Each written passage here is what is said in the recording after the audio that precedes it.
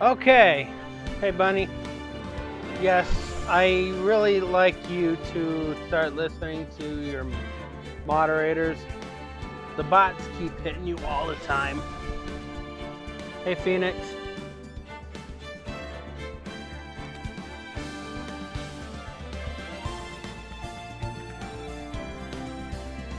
Good job today, Phoenix.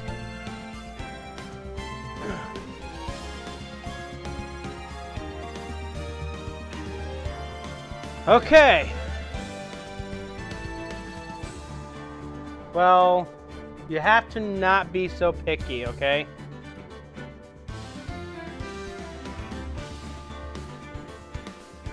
You gotta be not picky. You gotta try not to argue with your committee members. And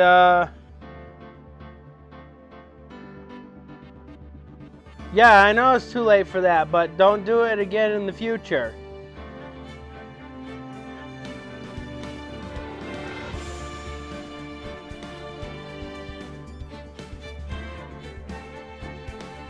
Let's hope this stays in the 800. Just remove his message if you can. You probably can't. Because, I'm not dealing with that. Because you agreed to listen, and that just tells me that you have no respect for your superior.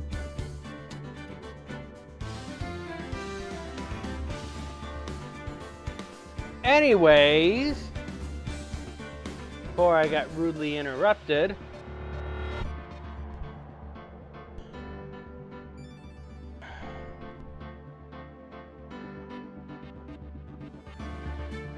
anybody remember what happened last week?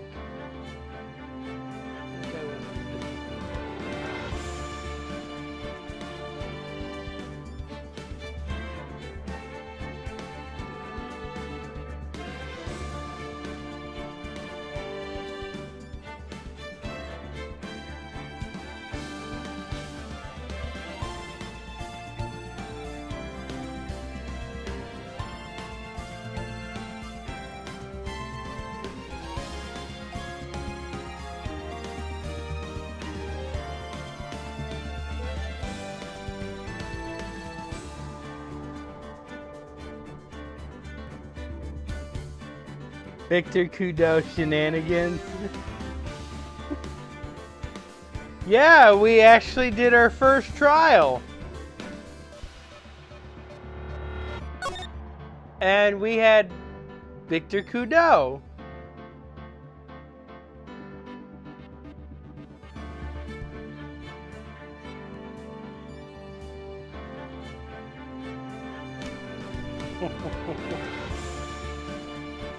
Well, we also found out some more information that could turn this around. Okay? So, there's a possible chance that the waitress that Victor Kudo saw was not Maggie Bird. So, that's where we're going to get some more information on this one. And we're going to have a big twist in this one. So, you ready for this investigation? December 7th, 12:52 p.m. Wright and Co. law offices. There's a big giant knot in my tongue right now. Phoenix is the culprit that caused it.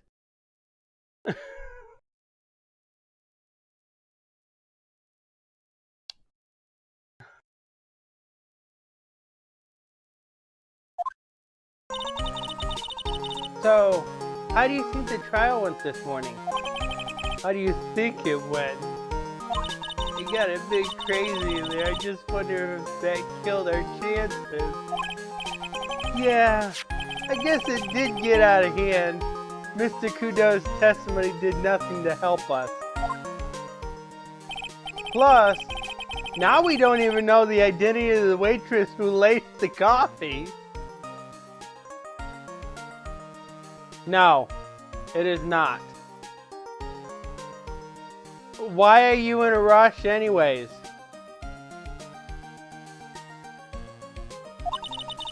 All we know is what old Mr. Kudo saw. The apron straps and the ribbon.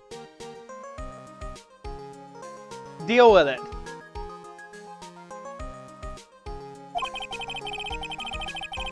See, if I'm gonna keep hearing you complaining, then I can revoke your mod privileges.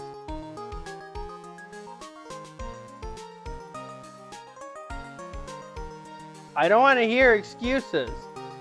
If you're gonna start complaining in my chat, I can remove your mod privileges. You don't control my stream. Just because you're a moderator doesn't give you that option to control my stream. If you're streaming, if you're doing your own stream, that's different. But I'm doing my stream. You don't control it.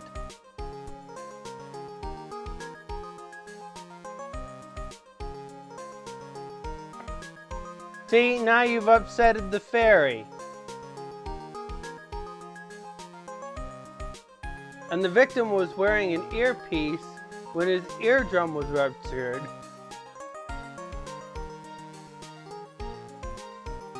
Get a job, buy it yourself. I will not buy it for you. Put money aside, buy it yourself. I am not pandering to you.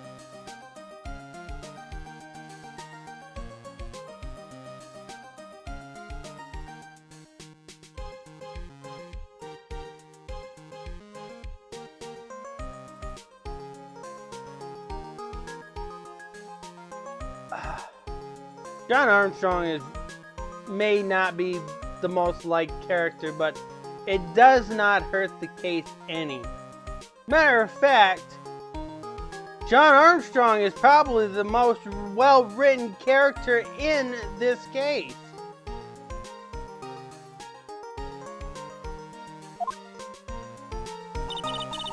Talk about a terrifying case of contradictionitis. Time to play doctor and find ourselves a cure then, huh? No, he is well designed. John Armstrong does the French accent really well. He plays the role of the victim really well. And a desperate chef in need for money. Yeah, I think his character is really well. No, there's proof behind it. You can actually just watch it. There's proof behind it. His character is well designed. Yeah, we've got to find one for Maggie, or she's going to have a terminal case of guilty. Well, I'm officially at a loss as to where to start. Yeah, me too. Let's try some brainstorming. You go first. I guess we could try to put Mr. Kudo's testimony to some sort of use. Yeah, that's true. And we need to figure out the identity of the waitress and who the victim really was. Somehow, I think the key to this case has got to be at Tribulations. Well then, let's go back there and check it out again. Oh, and we should drop in at Maggie and see how she's doing too. So, anything on your mind? Actually, there is something. I was wondering about Zin Eomf. You know, like, what is he like and stuff? Oh, yeah, I almost forgot about that guy. I ought to beat you so hard it'll fetch like you to smooching the train express. Phoenix Wright? You saying you's Phoenix Wright? Cause I'm Phoenix Wright, the one and only. Actually, I learned a little something about my doppelganger. Huh? You did? What did you find out? Oh yeah, Maya was working at the restaurant when I ran into Don Fonani.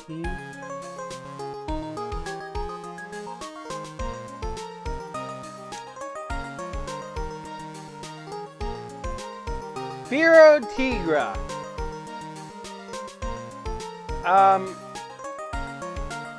Design aside, what's his character development? What is his character development? Can you tell me exactly what kind of a character he is right now? What kind of a character is he?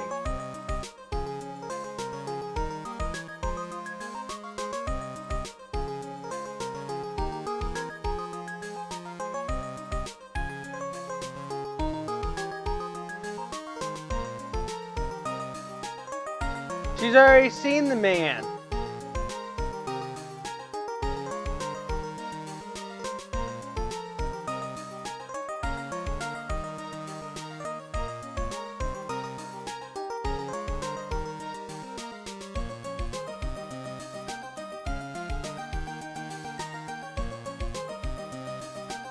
And first impression, there's nothing to go by, right? Based on first impression, there's nothing to go by.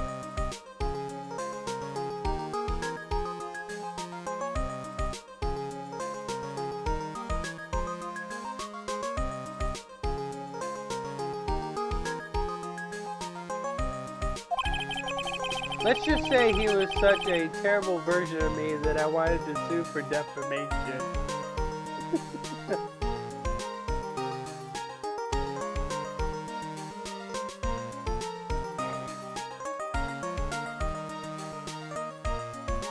Objection hearsay.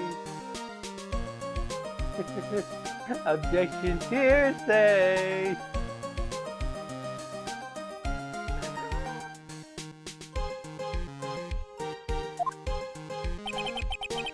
What's the guy's story anyway? What does he have to gain by impersonating me?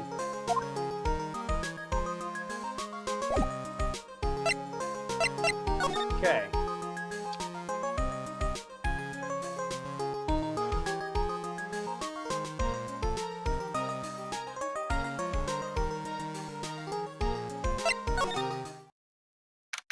January 7th, Detention Center Visitors Room. I guess Maggie's still in questioning. But we've got questions to ask her too! Maggie! Maggie! Keep it down, Maya. This is a playground, you know.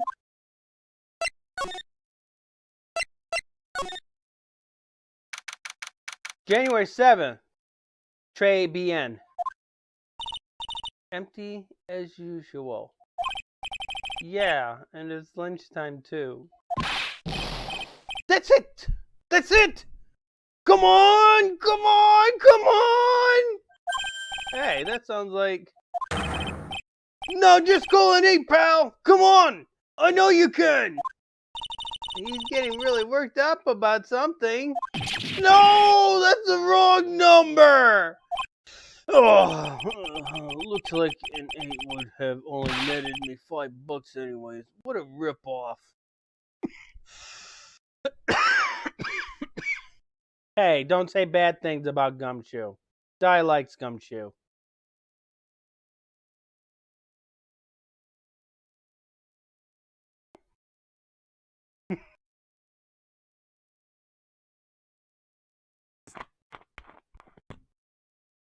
Why are you blessing me? I didn't sneeze.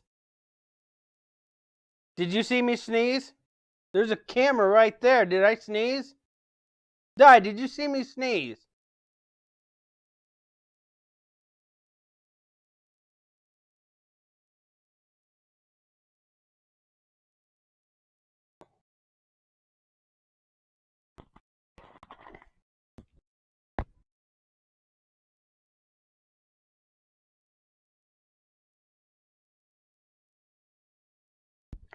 If you're gonna have a hard time telling when somebody is sneezing or coughing when there's a camera on there, go get glasses, please. Seriously, go get glasses. What's the problem, Detective Gumshoe? Oh, it's you. I was just. Apparently not, because you still have a hard time telling the difference between somebody sneezing and coughing when there's a camera here. I was listening to the radio, pal. To the radio? Hey, Detective Gumshoe's having lunch here. He is, and he's having the twin tea set.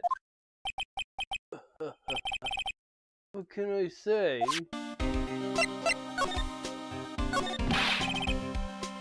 This is a nightmare.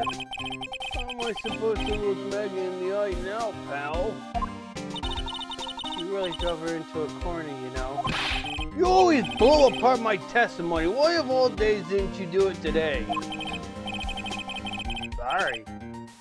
There just wasn't any hole in it, for once. Yeah, what happened?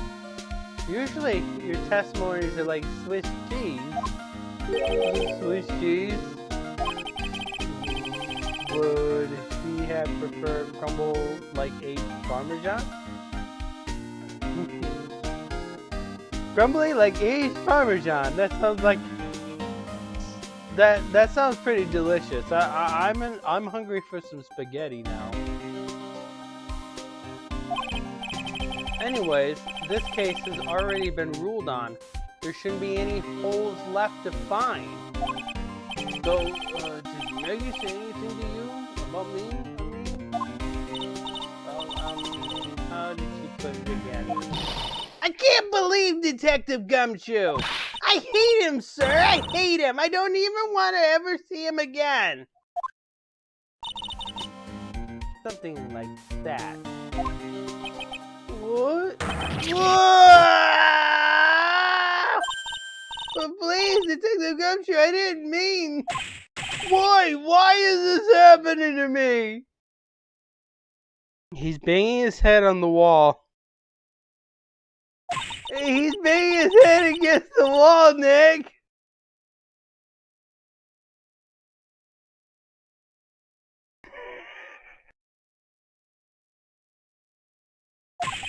Oh, man. Poor Gumshoe.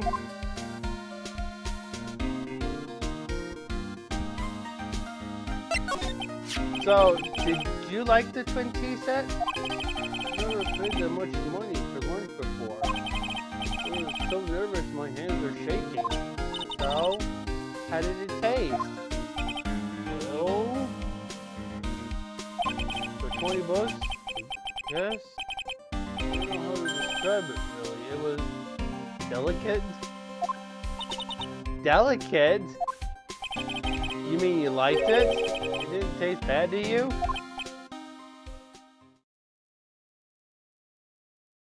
Steam is starting to come out of his ears, Di. Can you see it?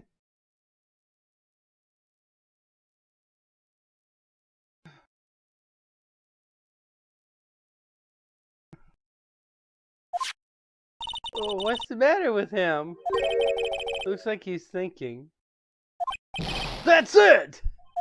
I've been trying to think of the right word to describe the taste. And I just realized it's bad. That's it. It tasted bad. It took him that long to think of bad. For some other people, bad would be the first thing they think of. I would spend maybe a couple minutes thinking about horrifying, terrifying, disgusting, putrid, vomit. But he couldn't think of bad.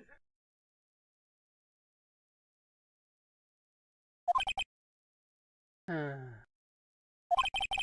just kind of hard to admit it to yourself when you paid 20 bucks for it, you know? That's like going over to McDonald's, spending $3 on a meal, and you ate the whole thing. It was bad tasting, but yet you can't say that it was bad because you spent $3 on a cheap meal.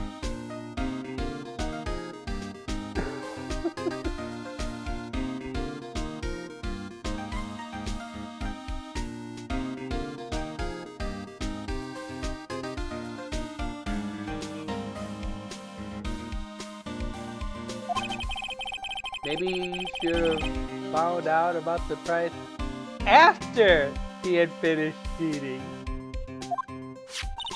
Hey Nick, maybe that's why Glenn Elves came here? Maybe he heard about the super fine twin tea set? No, he came over here for coffee. If by fierce, you mean fearsome? Speaking of Glenn Elves, that reminds me. We still hardly know anything about the guy. Why don't we ask Detective Gumshoe what he knows, seeing as he's here? So, what were you all excited about earlier? Oh? That's right, you said you were listening to the radio or something. Oh, that was nothing. I wasn't excited. Come on, Detective Gumshoe, you can tell little old me. What were you listening to? Nothing really. It was just, daily exercise show. We know what he was listening to, right, Di?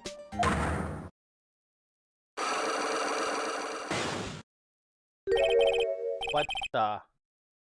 A cyclog?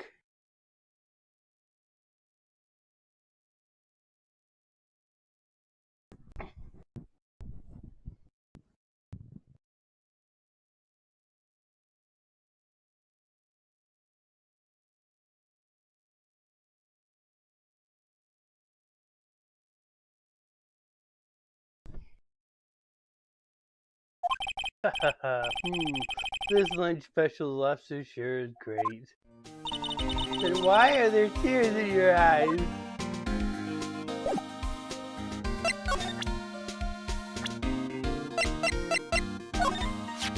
This guy was a real programming genius. They called him the walking computer at the place where he worked. What happened when he crashed his does he just stop moving all of a sudden? He wasn't literally a computer, Maya. Anyways, there's nothing between Maggie and the victim. Yeah, that's what we found out yesterday, too. Hey, Detective Gumshoe, don't you have any information that's a bit more fun? Fun? I know. So, have you paid a visit to where Mr. L worked yet? You might as well. His workplace? Where's that? A computer firm called Blue Screens Inc. Something like that. Sounds like a real stable company. This could be fun, Nick. Let's go. Computers aren't really my thing, Maya. We'll be fine. I know all about the high-tech stuff. I wonder about that. It's just around the corner from this joint. You should take a look. Computer firm called Blue Screens Inc., huh?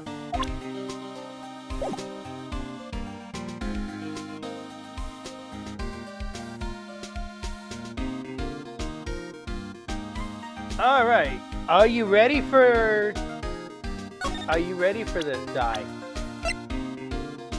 Ready to break his lock? We already know what he was listening to.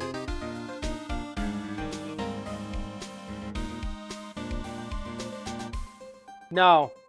She could not figure out how to turn on a computer when she was captured. Yeah, she could not figure out how to turn on a computer when she was kidnapped in the last game. Yeah, you're right. So, are we ready for this one? Because we definitely know what he was listening to, right?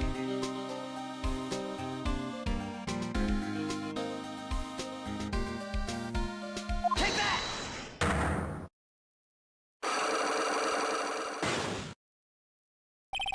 The radio. Alright, Detective Gumshoe, tell me the truth. What were you listening to? No way, pal. Now that you've made a big thing out of it, I'm not gonna tell you. We'll see about that, pal. Considering all the noise you were making while you were listening, it's pretty clear what kind of a radio program it was. I'd say it was related to...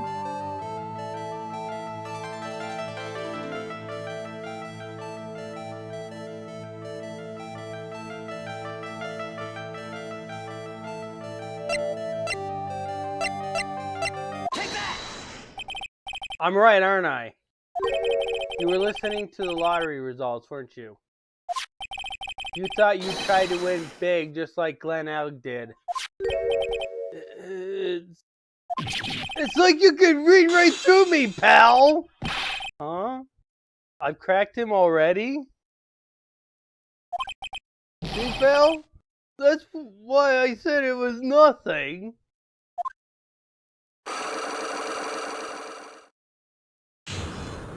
No, it's a lot more than nothing because it's the crucial piece of evidence we need. I'm usually pretty lucky, so I figured I'd give it a try. What's with everyone in the lottery? Why was it pointless? It's locking behind a most important piece of evidence. So, how did it go? I won 50 cents. It'd be better to win nothing at all than half a lousy buck. I was so mad.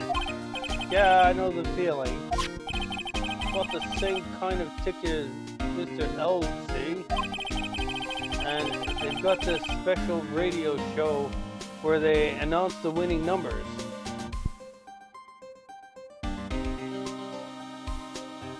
No, that's wrong. That is completely wrong. Because if he was getting paid under 50 cents, it would not be a point to work there, and plus it would be illegal.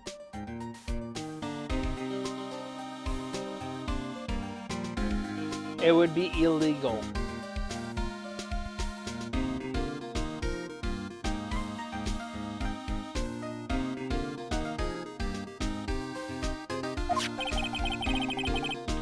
Well, that's not a joke.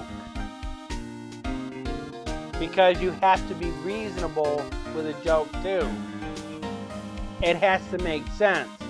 What you said didn't quite make sense because that literally is illegal. They even do the drawing live on the air. It's intense, pal. I bet that's what Mr. L was listening to on the day he was killed. Yeah, what time is it now?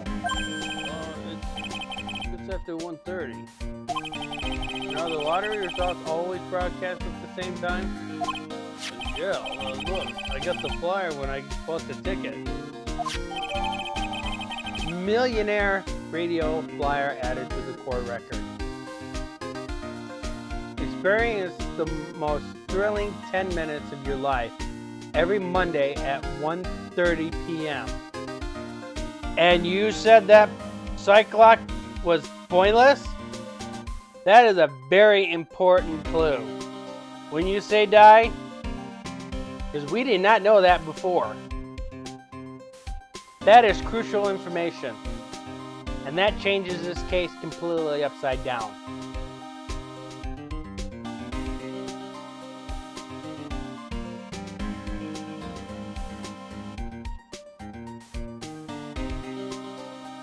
That is a very important piece of evidence.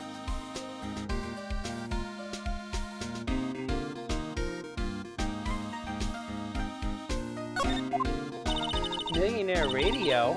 That sounds cool. I want to try it, Nick. Then buy a ticket, Maya, with your own money.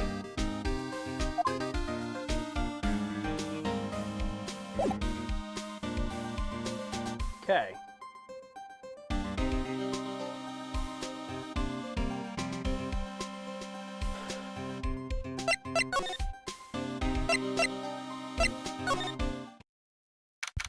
January 7th, Blue Screens Inc. Die! We are going to be playing a music that I don't like in the Ace Attorney series. To me, is like the most annoying track in the entire series. Ready to listen to it? Yeah, you're familiar by it. Because it's associated with one doctor from the last game.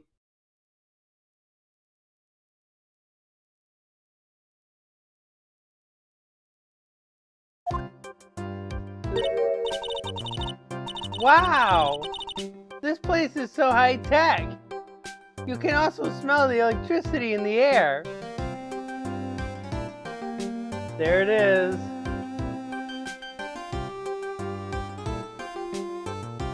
This music. Great. computer firm, Maya. They can't work with electricity, you know. Very blue, yes, very blue. Who are you? So isn't she very blue, right? Oh, hello. I'm sorry. Access is restricted to authorized personnel only. This is a computer programming laboratory. There are far too many trade secrets that could be leaked. Wow, what secrets? Everything you see here is classified. No information can leave this building. Understood. Who is this woman? She's like a robot from some kind of whack educational show. My name is Lisa Basil. I'm the company director. The director? She's human? She seems more like a ghost in a shell. Reference to an anime movie I have actually watched? Very blue, right, Di? She's very blue. And that thing over her eye, isn't that the same device as Glenelg's? That's a DMH, right? HMD. You're completely backwards.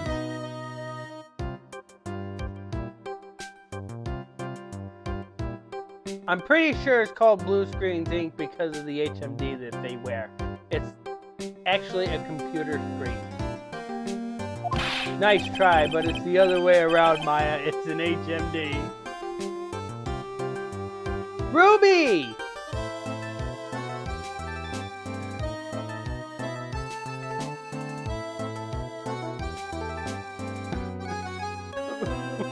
Why does it surprise you that I'm like Ghost in the Shell?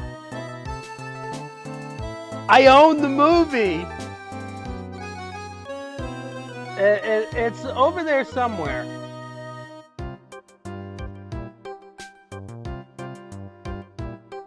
I'll show it to you later, but I have it.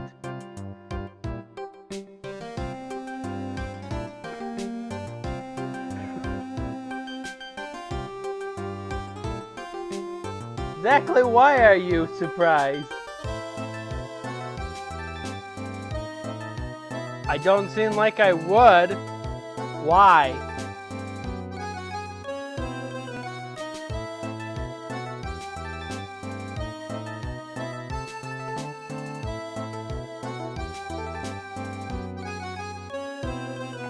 Why? All of my programmers here at Blue Screens Inc. are supplied with HMDs. Weird? Define weird. Then do you write programs too? No, I just enjoy wearing this.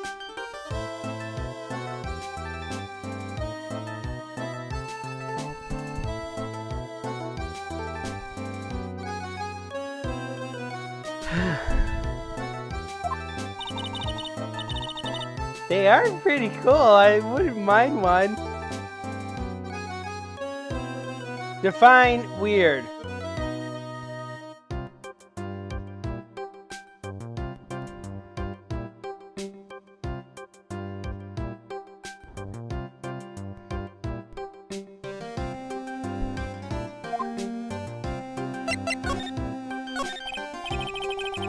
So, what exactly is this firm's business? I will try to simplify it so that you can understand. We analyze the data management system required by certain branches of industry, and then deliver optimum operating system and source level components to them. Huh? You lost me on the corner of analyze and manage things. It doesn't matter. They analyze stuff. You got that much, right? Software we produce is distributed on CDs. CDs? Yes, compact disc, digital optical storage media. Of course, CDs are used for softwares as well as music. You eating dinner at 8 o'clock at night?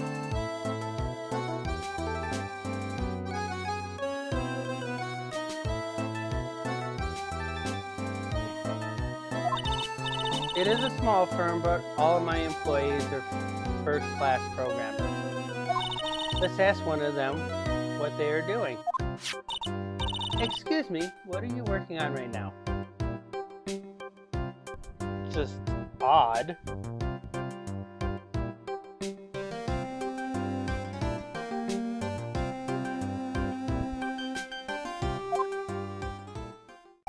I'm researching the impact of time slicing common errors on logical access to shared global oppositely program.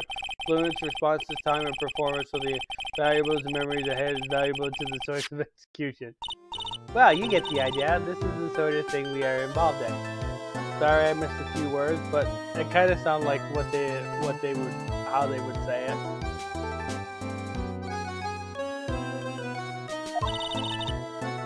Did you good people follow all that? Yeah? Your blank smile just said otherwise, Maya. You know about what happened, right, Miss Basil? You mean about Glenn being poisoned? Yes, I know. It's terrible. Can you tell us anything that might be helpful? I don't think so. A police officer was here earlier, too. But I couldn't tell him anything either, because the waitress who committed the crime has nothing to do with Blue Screen's Inc. Oh. How about Mr. O's desk?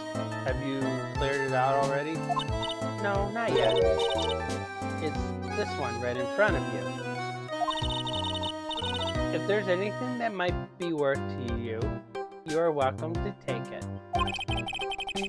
I guess there might be a clue here somewhere. Okay. So some of these clues are going to be like very surprising to you, Di. Whoa, look at this desk, Nick. What a mess. Looks pretty average to me. But you can't get any work done with everything all over the place like this. You think? Real whiz kids can work under any conditions, you know. She feels insulted, doesn't she, Di?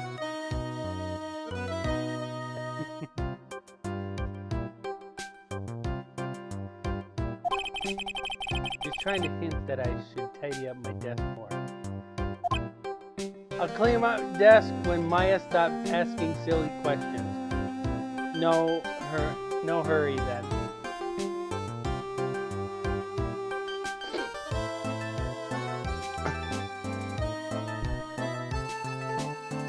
That almost sounds like Ruby coming up with silly comments.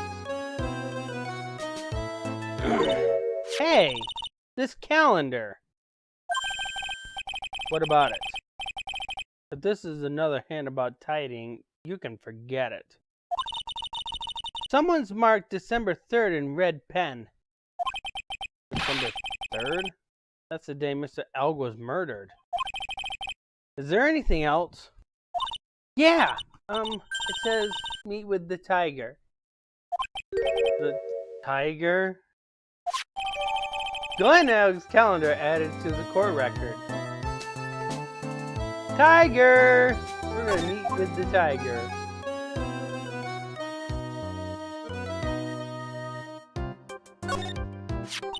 Wow! Look at this mess! Looks like they're all betting tickets. What kind of betting tickets? For betting on which horse will win a given race, there are horse racing tickets. Why do you have to head out? Tell me, why do you have to head out?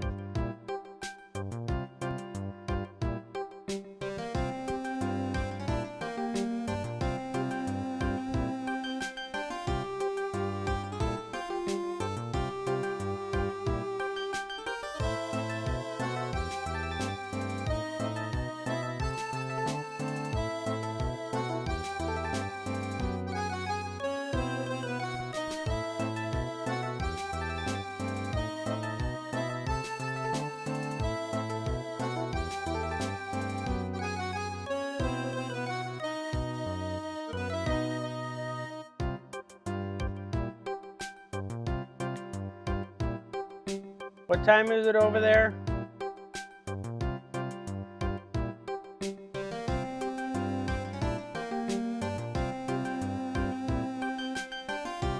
Let's see, it's 9 o'clock now. She's like 3 hours behind us. 8, 7, 6.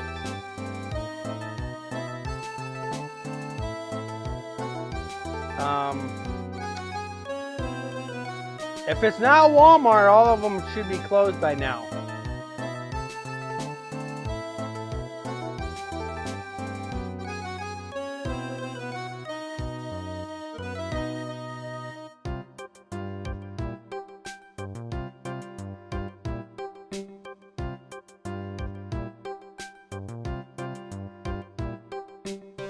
Okay, most likely you'll probably be back anyways. Now, there are some retail stores that close at 6 o'clock.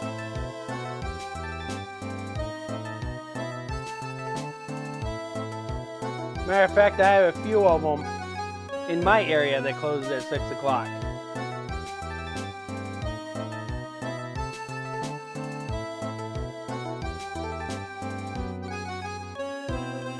Most of your dollar stores are open at 8 o'clock. I have a dollar store that doesn't close their store until around 10 o'clock.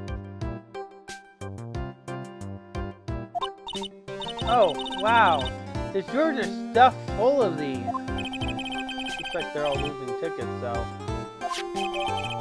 Glenn and I was losing horse racing tickets gathered up. Yes, I understand, but many retail stores are basically the same across the entire United States. If you're looking at something that's not Walmart, hardware stores, department stores, they close between 6 and 7 o'clock.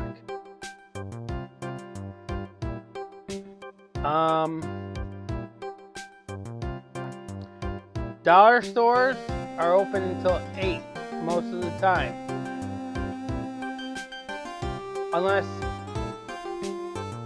you're going to this dollar store that's just 2 blocks from where I live. Yeah, most of them are about the same.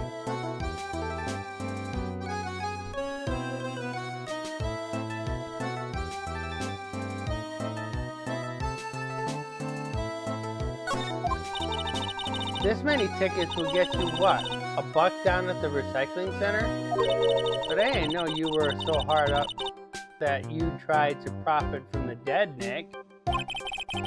I'm just taking them as evidence, Maya.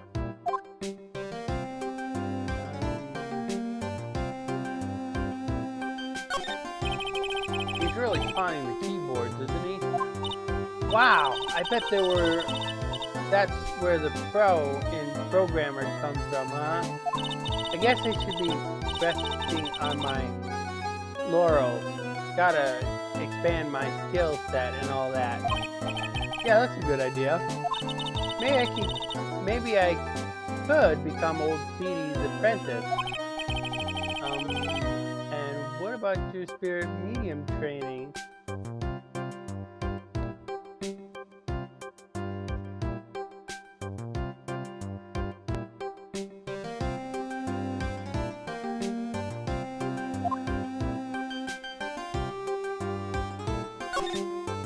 Hey, look, Nick, it's a supercomputer. It looks like it's really smart and wise, doesn't it? Computers are only as smart as the humans who use them, Maya.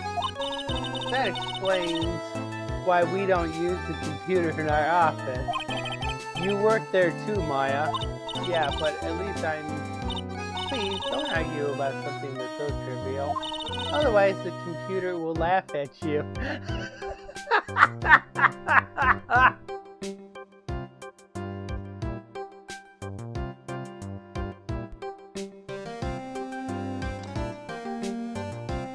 She's talking to you, Ruby.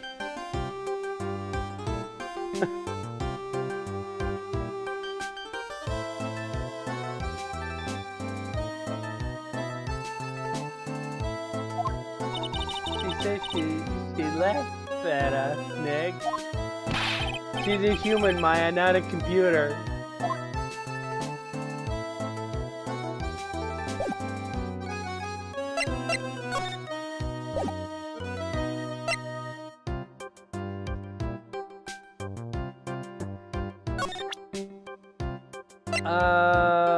Die? You want to tell him?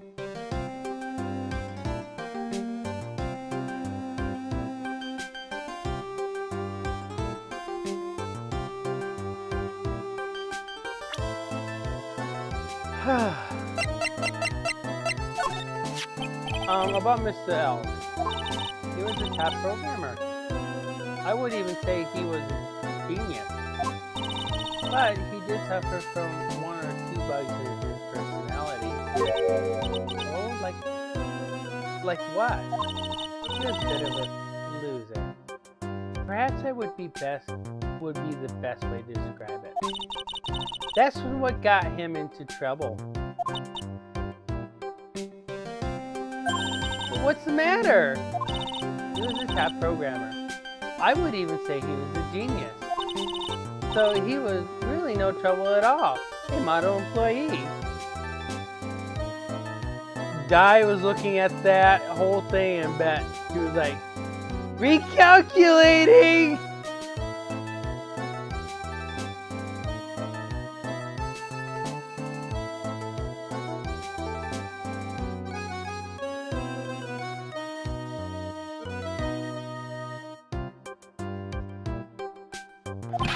Hey, wait a minute! Just now you said something about him being in trouble. Gotta find out what that trouble was exactly.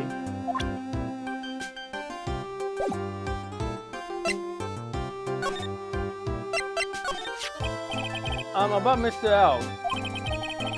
Was he in some kind of trouble? I'm sorry. Why would you think that? I thought you said something about it just now. You said he got arrested, or you said he got himself into trouble because he was a bit of a loser.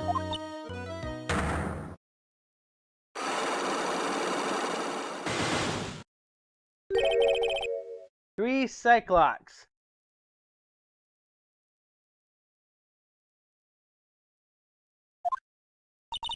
I guess Mr. L is like every other man who has his own pile of secrets.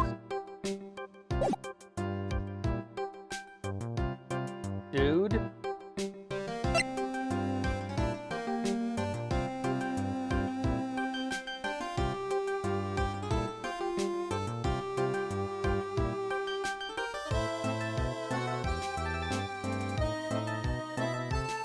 Maybe.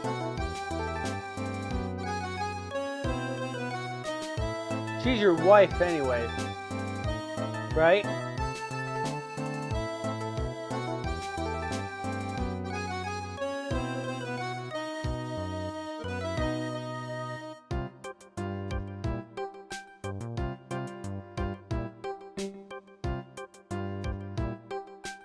She's your wife, right?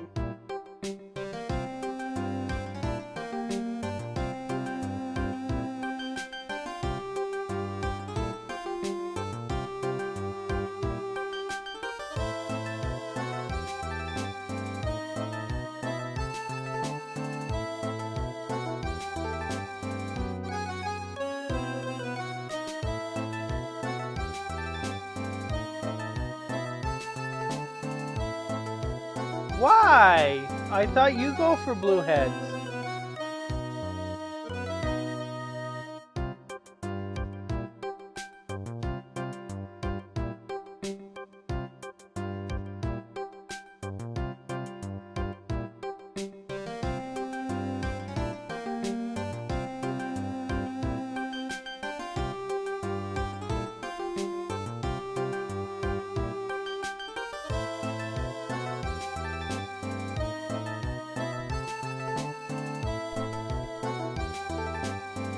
Didn't know who she is until today.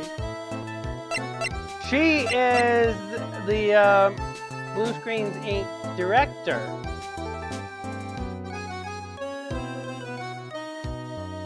Well, you practically haven't denied her, so...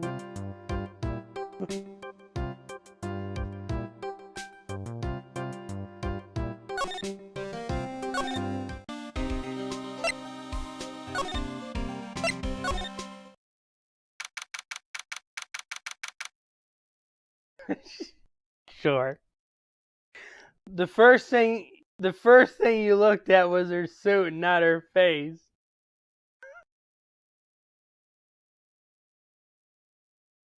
January 7th, Caribbean Kitchen. Huh? Mr. Armstrong's talking to someone. I'll be back next month. Oh, wait! Natural mint! I will be waiting for you! If you haven't got it by then, I'm afraid it might get a little hot around here. No! I will have everything ready, I promise! I love fire, you know? I love the way it crackles. No! Stop it! I beg you! Then don't let me down. I'll be watching you.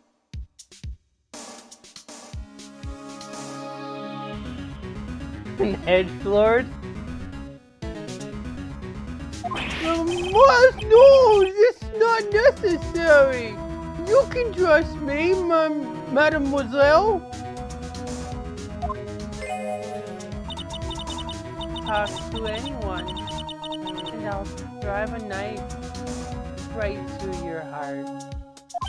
Oh no! You do not have to worry. No, you worry far too much. Maybe this will help you relax. It is the oil of sandalwood. I do love coffee from time to time.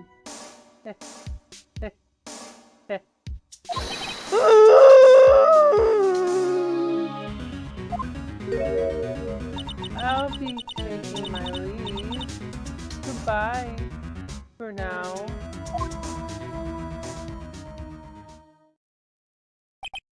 Oh, I have the shivers. I must rub some of my oil all over my body before I become the nervous wreck. Di, cover your eyes. Ruby, cover your eyes.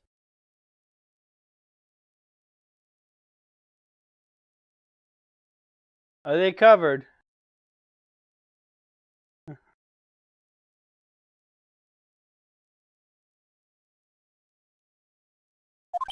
Dear, ooh la la, that feels good. Oh, oh la la, excuse me, monsieur. My eyes, my eyes.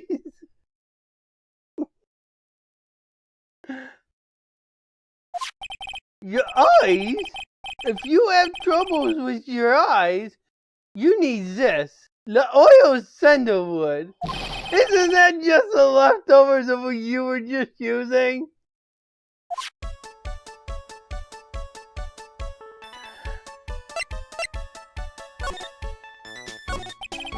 You don't exactly have many customers, do you, Mr. Armstrong? No, you are right, monsieur. But perhaps that is like perfect time for you to visit me, no? That way I can give you my unadulterated attention and cook for you la dish supreme. Putting on a brave face, huh? That's what girls do, Nick. But you are right, business is very difficult these days. Perhaps the name is the problem. People do not understand it. They think it is Trey. I just want people to think that my restaurant was exclusive. So they think you just serve fast food on cheap plastic trays? Next, that's the kind of thing that can make a girl cry. Have you forgotten that Mr. Armstrong is a man, Maya? But this restaurant is my life. It is everything to me. I can't right now. I have to do this. I will defend it to la finale. No one will take you from me. So, who was that woman you were just talking to? Ooh la la, you saw that? Well, yes. Sorry.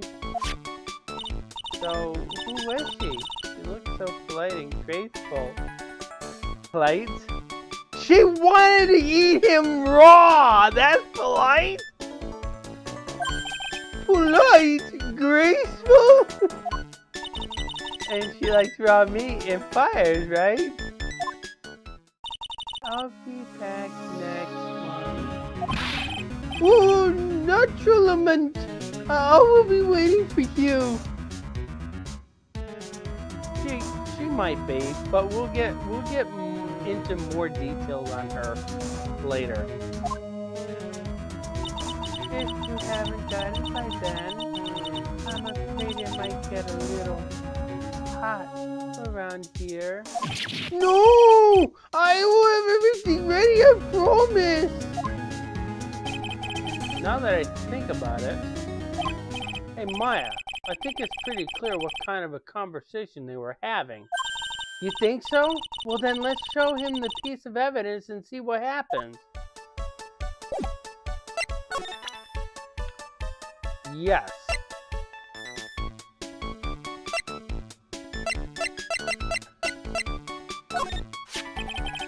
So long as that paper exists, I am but a delightful angel with a broken wing.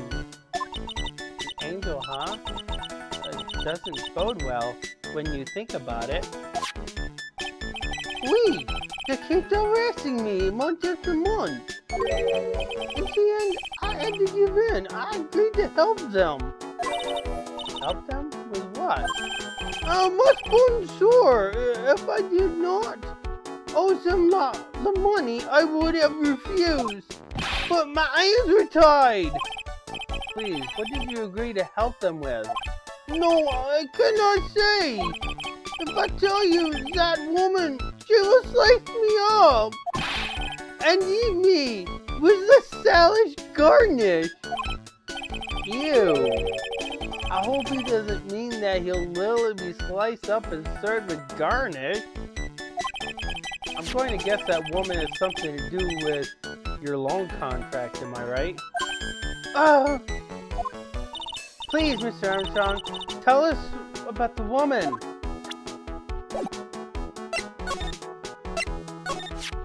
The woman who was here earlier, I take it that she's, Why has it come to this?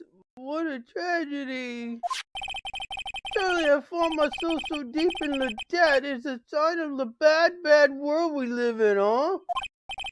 No, I'd say it's more of a sign of the bad culinary skills. It's the woman who was here, the scary woman. She is from the loan office. Loan office? Is that where you borrow $500,000 from? I thought you were going to Walmart. Wait! Finger lender! It is called. Catchy name. Just hearing it makes me want to borrow some money. Please! You must not borrow from them! If you must, no more than $10. $10? Sounds like your whole monthly stipend, Maya. Hey! I get a bit more than that, thank you very much. The tender lender is the loan office you borrowed $500,000 from, huh? I wonder if they've got anything to do with this case.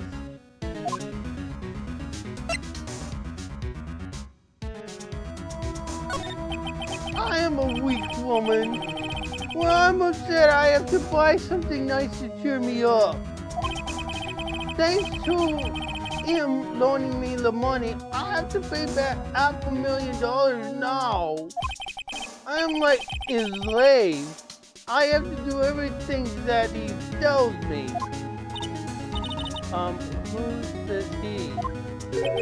The tiger! The tiger? Oui! He is the manager of the tender lender. A terrifying man. The big city mobster. When he shouts at me, my knees are trembling and his voice is ringing in my ears for 3 days.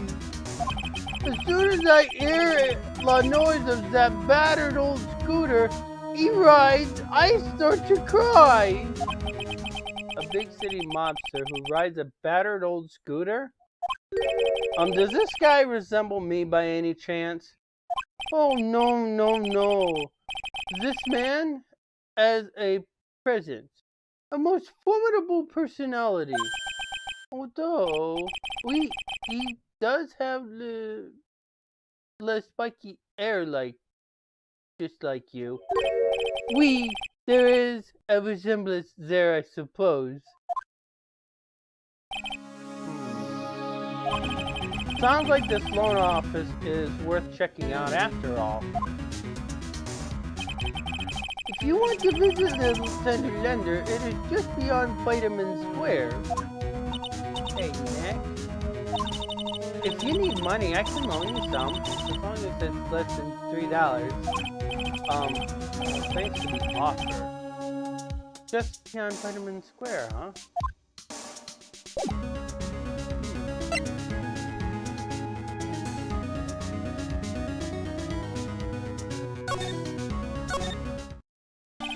Well, I'm gonna head back to the precinct now. We've got a big meeting starting in a bit. About Maggie's case, you mean? No, that's pretty much wrapped up now. There's another big case going down at the moment, so she's been pushed aside. Okay, well, see you later then. Bye.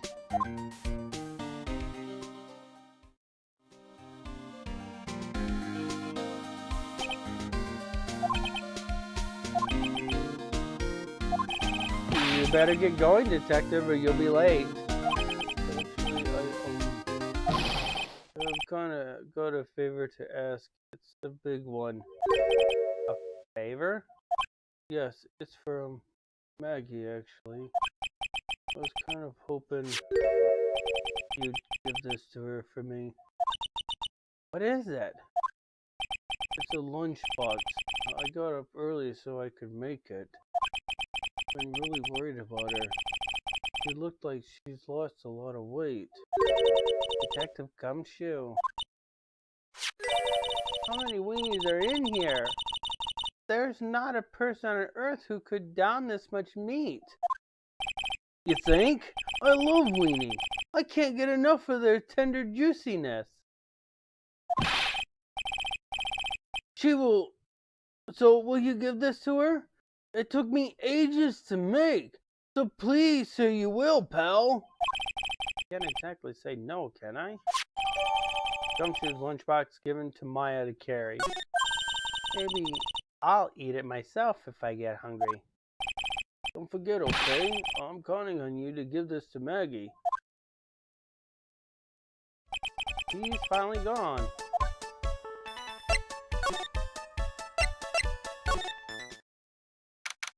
January 7th, Vitamin Square. I don't see any signs of Mr. Kudau, do you? Maybe he went to buy another ton of bird seeds. I was kind of hoping he wouldn't be here anyways. At least not for now.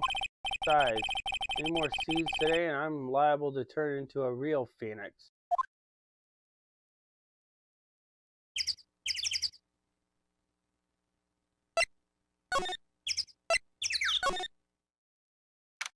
January 7th, Tender Lender. This place gives off a real strange vibe, doesn't it? Looks like the tiger isn't in his lair. That is, as they say, a very good thing. Welcome. Ooh.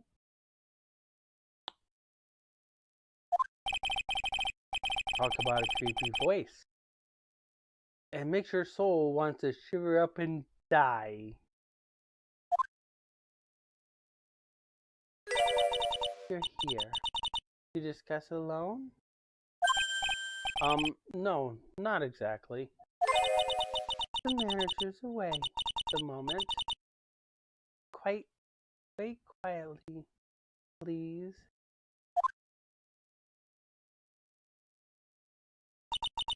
He's gone, just like that.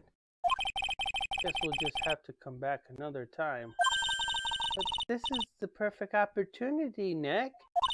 This place reeks of suspicion. Come on, Nick. Let's take a look around, okay? Do you think it'd be okay?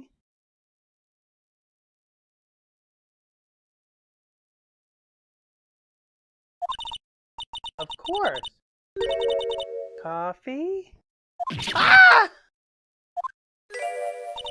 I'll leave it here for you to enjoy. Quietly. Yes, thank you. Do not touch the desk, please.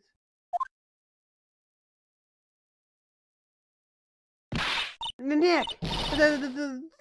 Let's get out of here!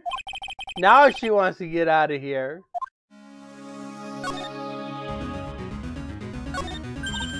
Hey, look at this Persian style coat. It's so chic. More like a pimp coat to me. Guess I haven't got an eye for fashion. Hey, look at this! This suit is the same color as the one you wear, Nick. Same color as my suit? Ah! Keep your voice down, Maya. Nick, you got some cake? Ah! I'll just leave it here for you. Yeah, sure. Thanks. Just stay here quietly. Otherwise... Sure. Did you hear that, Nick? Wait quietly, she said. Yeah, sure. I have my eye on you. Only so I can take care of you. Understand?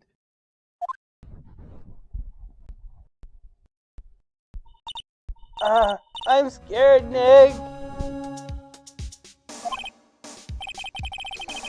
So, what were you getting so excited about before? Look at the lapel of the suit. That's an attorney badge? Is the tiger a lawyer?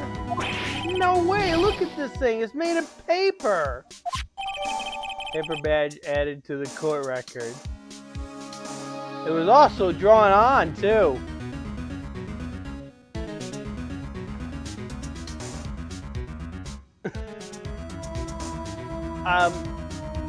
It gets an A for creativity, doesn't it, Di?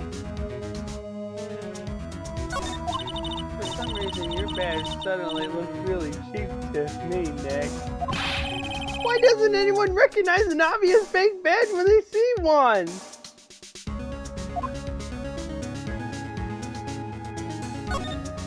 Oh no, someone dropped the ashtray on the floor. That's going to be a nightmare to clean up. Yeah, it's all over the rug and everything. I accidentally knocked over a really big space speeder once. Cleaning up was such a pain. Di is probably asking herself, how did you knock one of those over? Those things are heavy. It was one of those super antiques where you have to burn a ton of coal. How did she manage to knock over one of those? Aren't they supposed to be super heavy? Oh, hey! There's a book of matches here, too. Matches, huh? Places don't give those out much nowadays. Hey, wait a sec. What is it? Look what's printed on this cover. It says Tribulations. Tribulations matches added to the court record, and he's right. The reason why they had book matches at the time is because there wasn't a law that said you could not smoke at a diner. And I was itty bitty tiny when we still had diners that still allowed smoking, but it was quickly pushed in the mid-90s. So matchbooks became obsolete because they banned smoking in most public places. And as I was in high school, they were starting to slowly ban bars from smoking. That was the last public place that they allowed smoking in.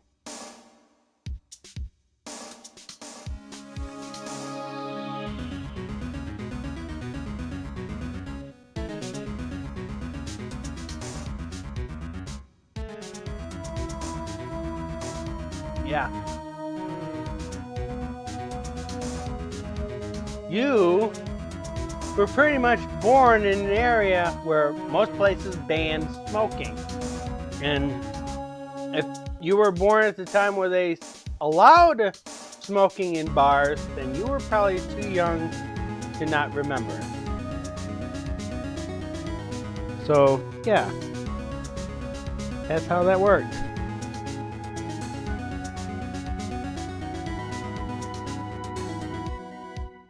This piece of leather that keeps falling apart for some reason.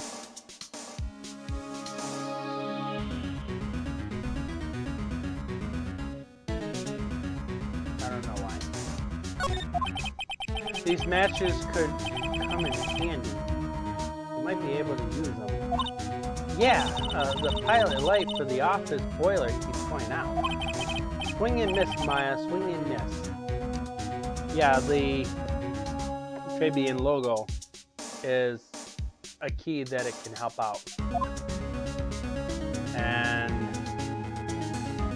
this is the last thing we have to look.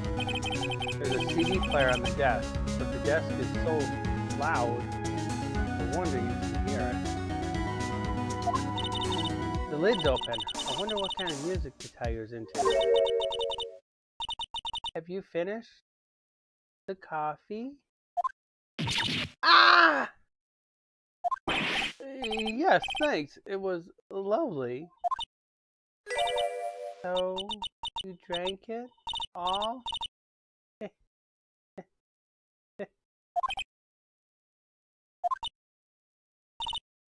Go. If you touch anything else that doesn't belong to you, there's always another cup.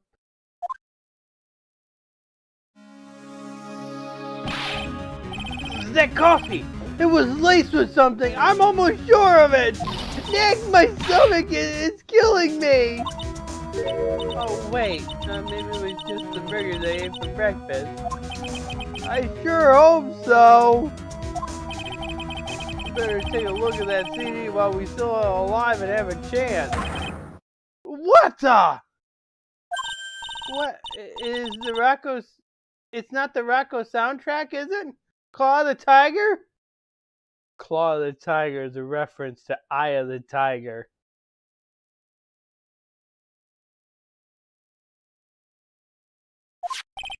It's a demo CD. The artist's name has been handwritten on the disc in pen. MC Bomber! What? This must be the CD Maggie told us about. Let's listen to it. I bet it's heavy metal. No way. That woman will make us drink more coffee if we do. MC Bomber added to the chord record.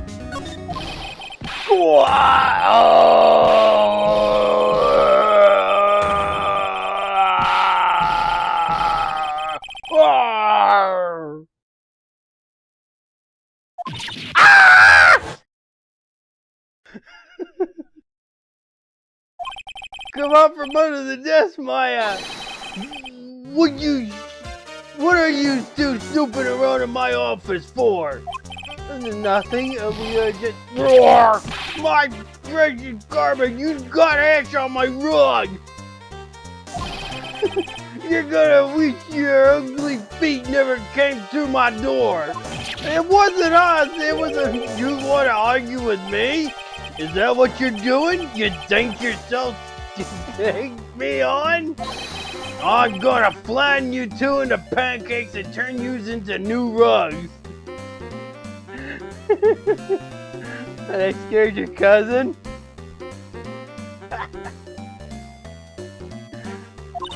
Ah! Oh. Oh. Son, Tigra. You're back. That voice. It's like evil seeping into your head through your ears.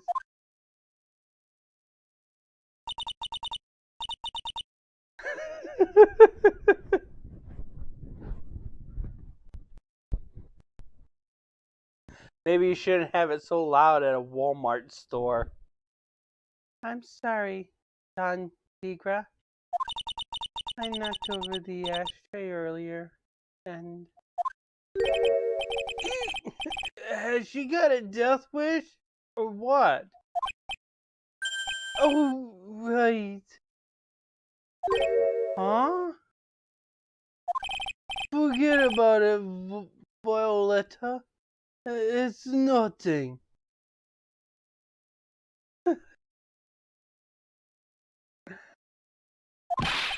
What? I ain't gonna get mad at you. You too cute, you hear? That's so unfair!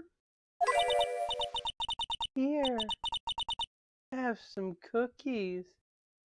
I just baked them. And you'll need some strong espresso while you're discussing your loan.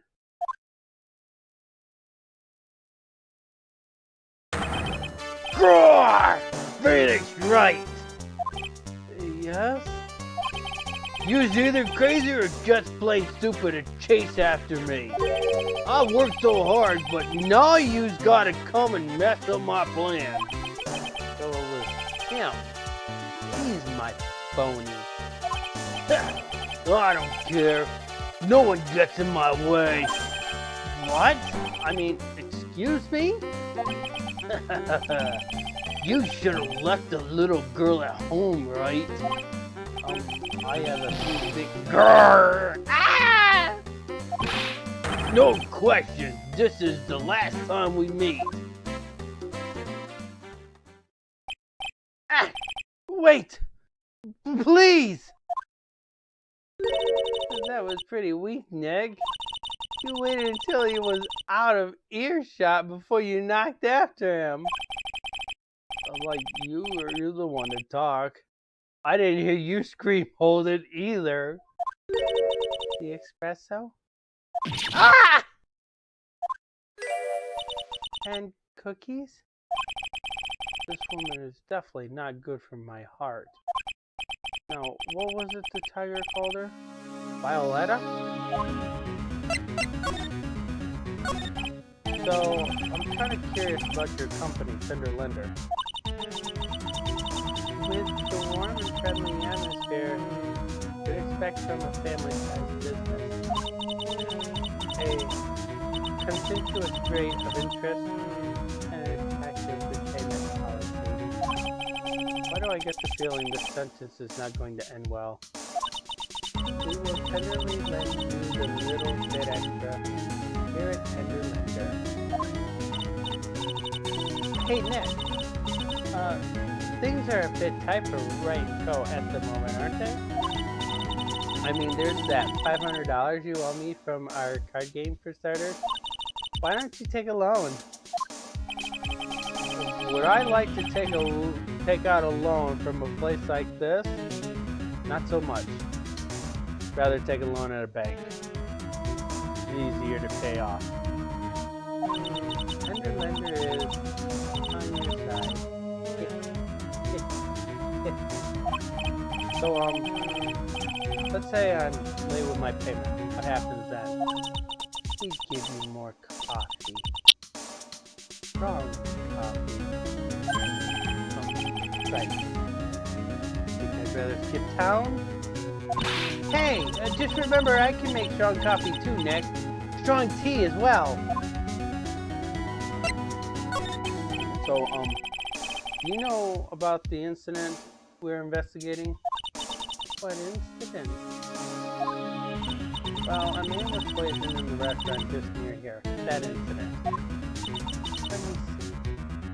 I was here today to the manager.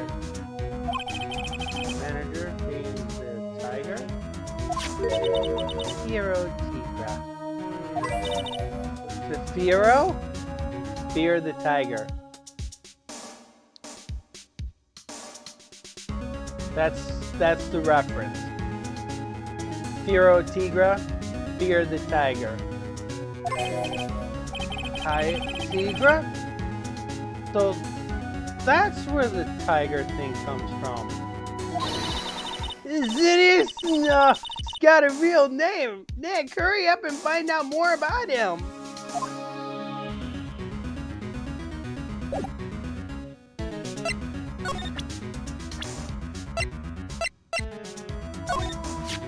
Can I ask you about the tiger? I mean, Mr. Tigra?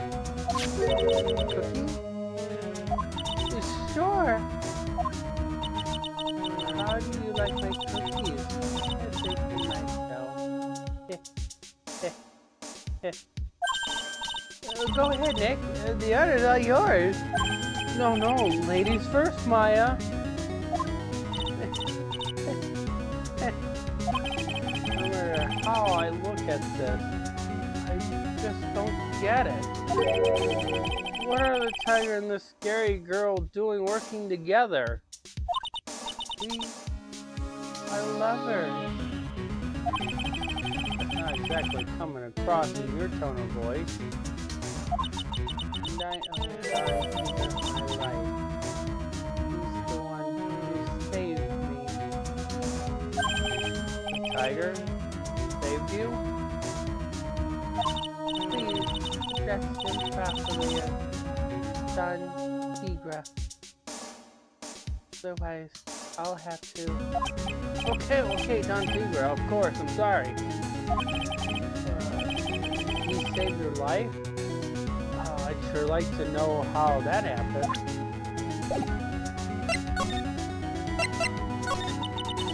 I'm very frail, you see. Just recently I died once. Now here comes the best part of this case. You died? About 4 months ago. The doctor said to abandon all hope. Guess they were expecting her to take a boat ride across the river Styx. But Don Tigra, he saved me. He gave up everything. Everything? When I found out what he had done for me, I was happy. No offense, but I'm finding that a little hard to believe. I decided to take him back with my life by serving him coffee and espresso. I still wonder about what's in his coffee. So, is that why you've got that bandage around your head?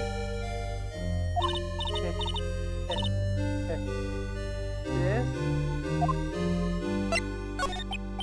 So what's the story with the bandage? They put it on after the operation. Operation? It's just a little injury. A little fatal injury. A fatal injury? Might have just suffered for herself by the sound of it. So that's the injury you were talking about before when you said you had died once?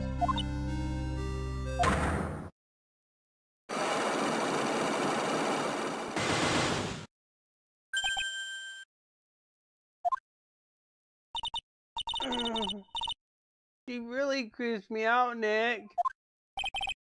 Same here, but we've got to find out the truth. Unfortunately...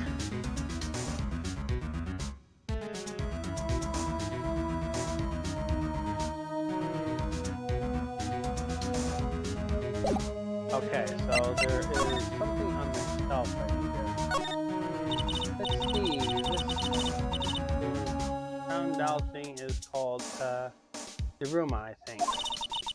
I figured I'd read a book or two and be more cultured in case you're wondering. You mean you weren't making stuff up for a change? I bet you also didn't know that no matter what, he'll always write himself. Huh?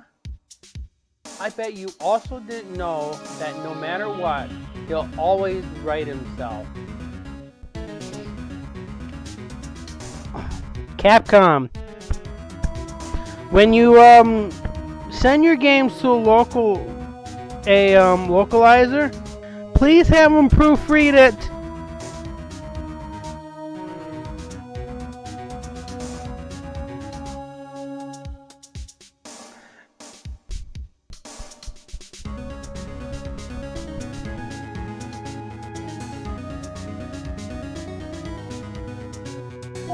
Go on, Nick. Give him a good shove. Only if I feel like dying. Now, this yellow thing. This is a Japanese chess piece. I think it's called a king. Not that I'm an expert or anything. I'm more of a reversey person. You know. Assuming she knows what she's talking about. These aren't exactly your typical mobster wannabe items. They're not. Trophies, are they? Hey! There's a piece of paper sticking out from under here. What is it? A repair bill? Looks like he did some repair work on his car. Does he even have one? $15,000 to replace a bumper and light? That's insane! The car's registered to the Daverinis. Huh? So it's not even the Tiger's car? Why would someone else's repair bill be in the Tiger's office? Repair bill added to the court record. Okay. Got those. Alright. Now they want me to go back.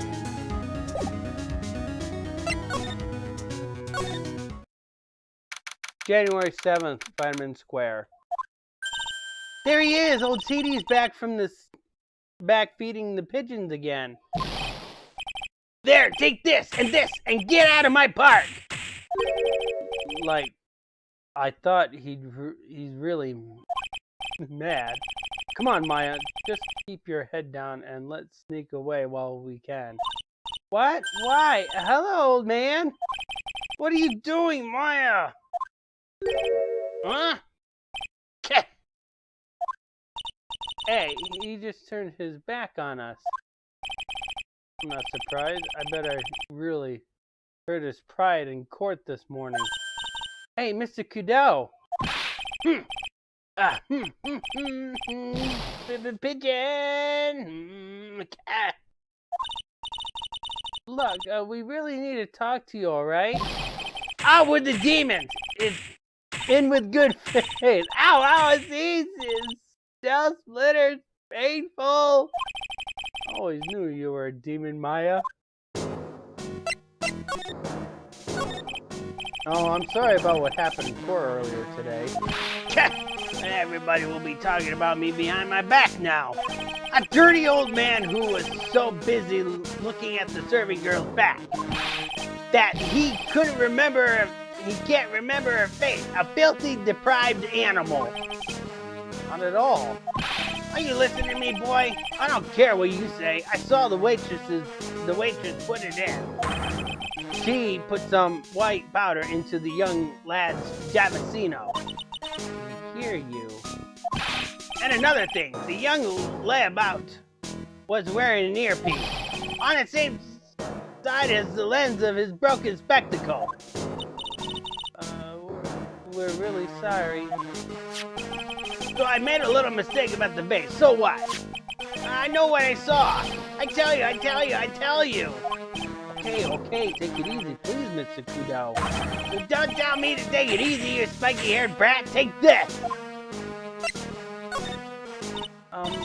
You said you were a craftsman, right? Yeah, the modern world. Cats honest craftsmen like me aside and droves. Surely it's not that. I came from a long line of craftsmen, right back to the time of the shoguns. Do you hear me? I didn't become an embroiderer. I was born one. Actually, I'm kind of in the same situation myself. I wanted to stick my fingers up the dribbled old judge's nose and scream right down at the ear hole. Objection! Oh, so did you want to become a lawyer when you were young? I don't think that's quite it, Maya. I think he's just in a bad mood, that's all. I've got a tsunami of frustration inside, and it's ready to burst. If we let him start rambling now, we might never shut him up. What should we do? Di, I'm gonna let you decide.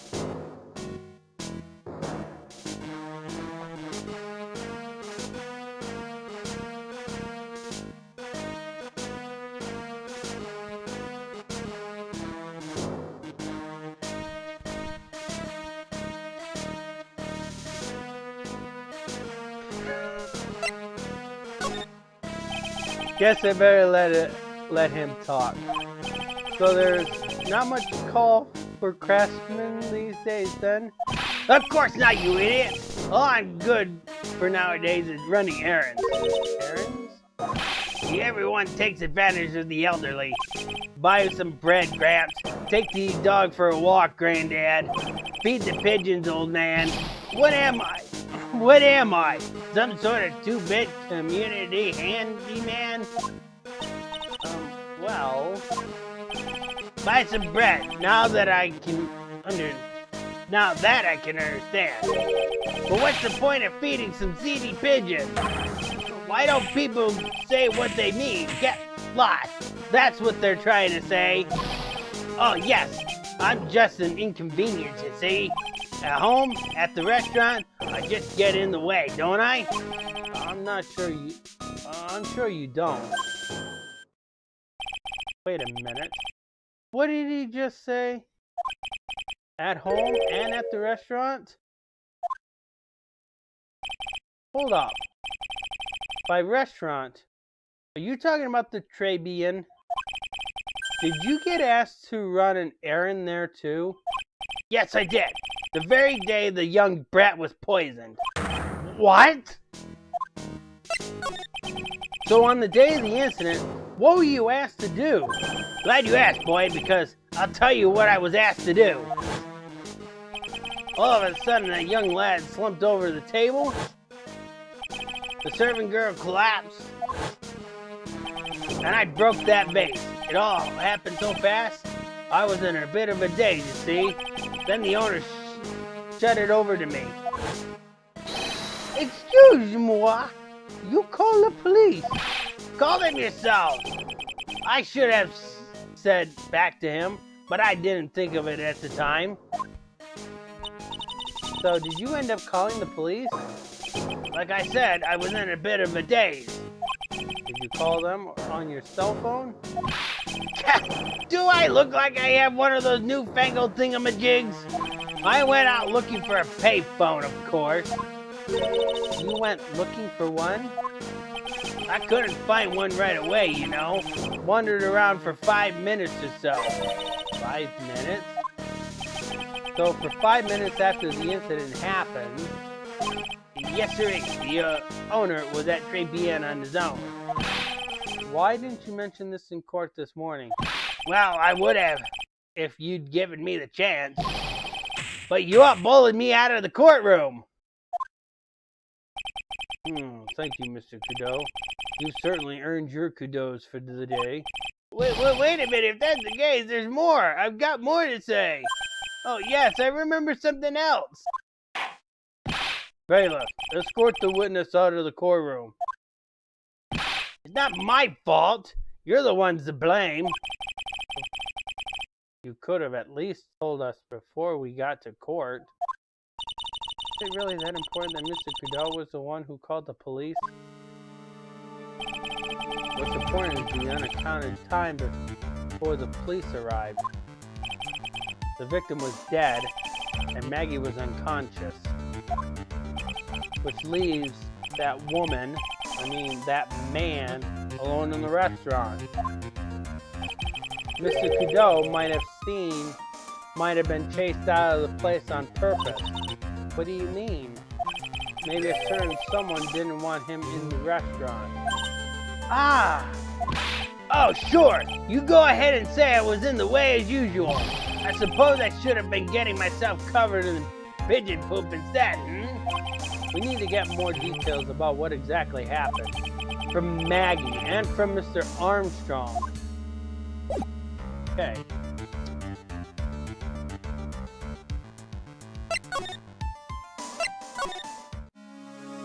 That is not where I want to be.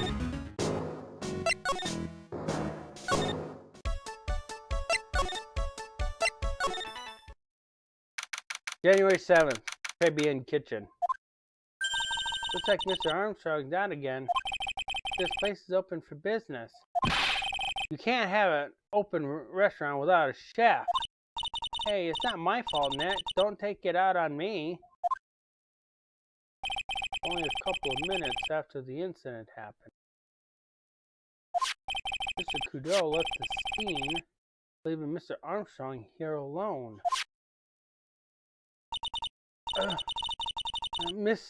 Missing when we needed to talk to him the most.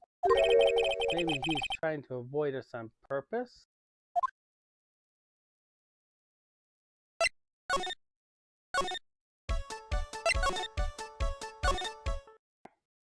January 7th, Detention Center, Visitor's Room. Oh, Mr. Wright! Hello, Maggie. So, they finished questioning you? Wasn't it just unbelievable in court today, sir? I'm going to stay up all night and blog about everything that happened. Weren't you scared? It was pretty touch and go in there. Yeah, but you totally nailed that old man. Oh, he was all over the place with his testimony. He's not the only one. Huh? What do you mean?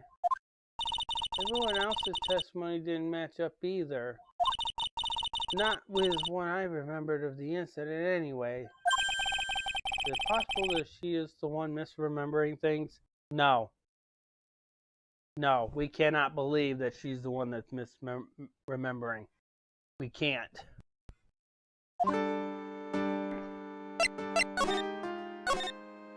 Maggie, you know how you said that everyone else provided testimony that doesn't match up with what you remembered? Yep, there's just so many things that doesn't seem to add up. The biggest contradiction is the other guy I saw at the victim's table. He was the one who slipped something into the victim's coffee. I'm sure it was him. But didn't Mr. Kudo testify earlier today that it was the waitress who put some white powder in the coffee cup? So you remember that it was this disappearing man that did it. Well, he's not the only thing that disappeared. The CD vanished as well. You know, the CD with the writing on it? Hey, the Magi boy, welcome to the stream over there on Twitch. Appreciate it. Yes, this case. I'm at the good part of the case now. Oh yeah, the MC Screwdriver album, right? It was MC Bomber Maya. That name was scribbled on the sports paper as well. Never did find the CD at the crime scene either. Or the victim's medication that's gone missing too. Ouch, my head. This is getting way too complicated for me. You said that you passed out when the victim Glenn L. collapsed, right? Yes. So embarrassing. I mean, he used to be a cop. It came to, the restaurant was buzzing with police. Before I knew what was going on, they arrested me, sir. So between the time the victim collapsed and the time that the police arrived on the scene, you have no idea what went on at Tribulations. No idea at all. Why? Is it important, Mr. Wright? The other witness, the old man from the park, was pretty much chased out of the picture. Chased out of the picture? What do you mean? Old CD wasn't inside the restaurant because he was told to go call the police. Exactly. And you, Maggie, are unconscious. That means Mr. Armstrong was alone in the restaurant for a brief period of time. No! You don't think Mr. Armstrong set me up, do you? When you consider the facts, it's hard to imagine that Mr. Armstrong isn't involved in this at all. It's like the master biting the paw of the dog that it feeds. Are you sure about this, Mr. Wright? Well, the old man said as much when we spoke with him earlier. No, the things that the man says don't add up for some reason, sir. Maggie looks like that she's trying to figure something out. Maybe we should ask Maggie exactly what she knows about old CD. Okay.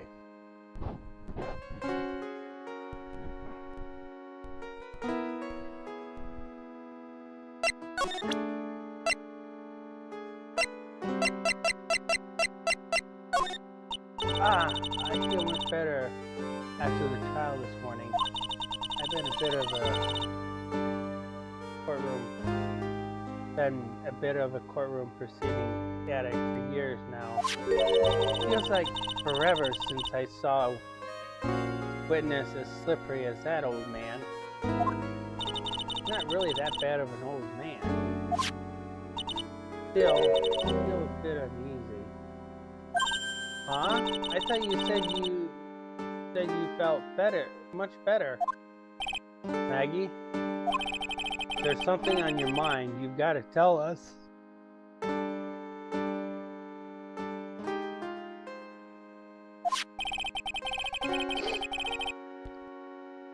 Especially if it has anything to do with Mr. Kudo or his testimony. Roger. I'll spill it all and see what you make of it.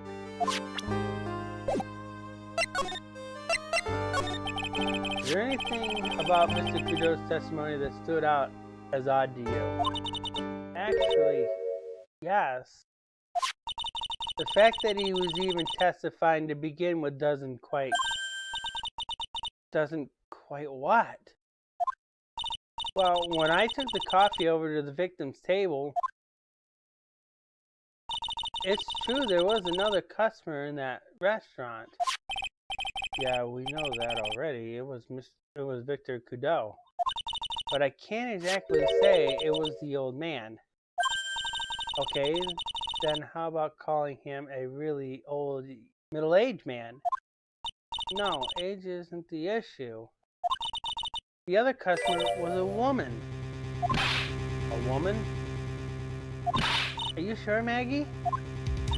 Well, I'm not 100% sure, but I think so. So, what did this woman look like? She was sort of creepy. she had a kind of cackling laugh. Welcome home. Creepy? Cackling? Why do I get the feeling I've come across a woman like this recently?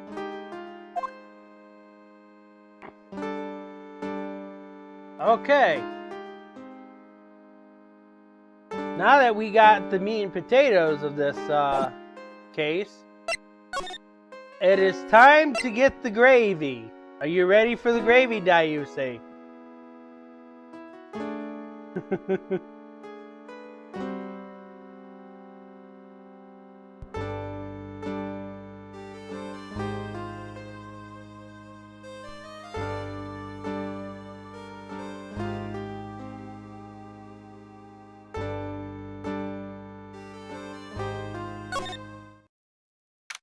January 7th, Police Station, Criminal Affairs Department.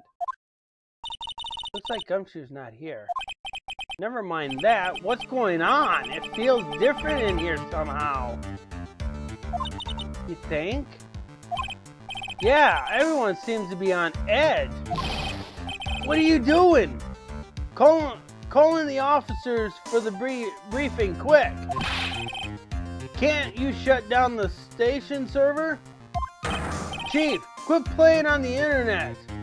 But my email pen pal 1337AZ NPRINCSESC.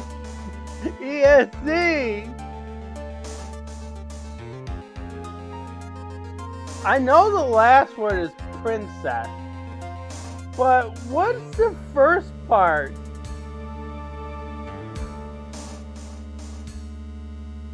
Do you know, Di?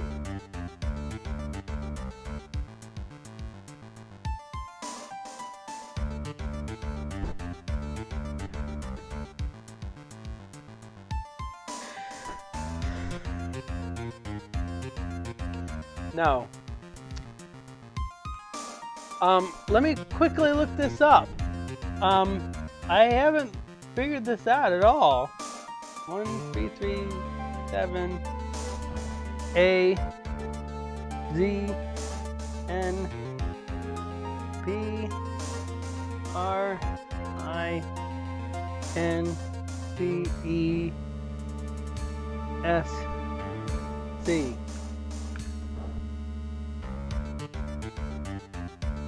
No.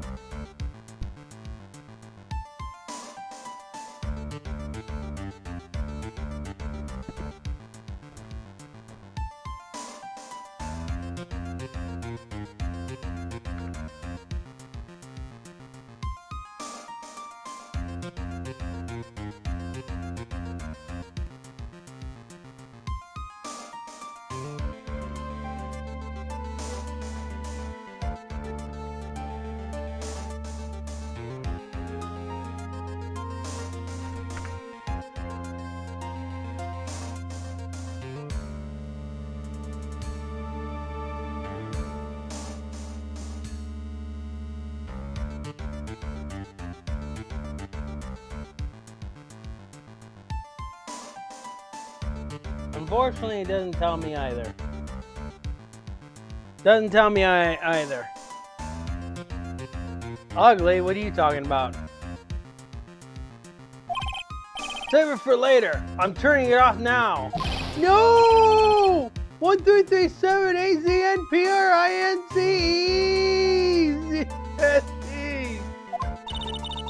Everyone's keeping busy in here, huh?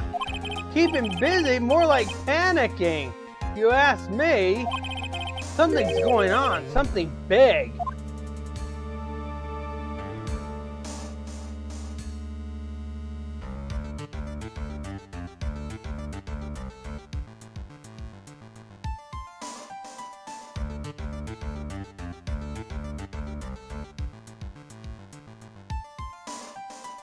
Okay, well, before we go there, let's go here and do this first.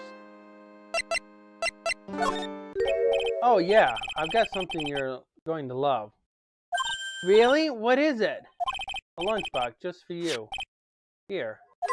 Wow, a lunchbox. Weenies, too. I can't believe it. Thank you, sir. Did you make this just for me, Mr. Wright? Nah, it was Detective Gumshoe. Who else would make such a nice lunchbox for you? Detective Gumshoe? He's really worried about you. Looks like he put in a lot of effort in making this too. You can't accept it. Detention center rules.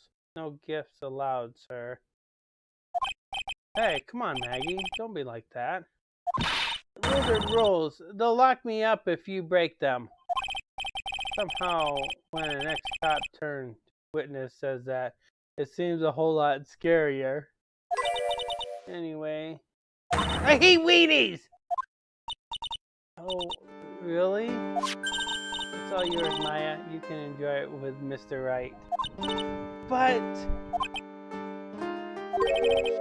She's right. It's better than letting it go to waste. But I guess so. Don't you love lunchbox eaten with Maya? Well, how was it? You can already see in her face that she lied about hating weenies. That hit the spot. I love weenies. Oh, good. I'm glad I gave it to you then, sir. Now let's go back here.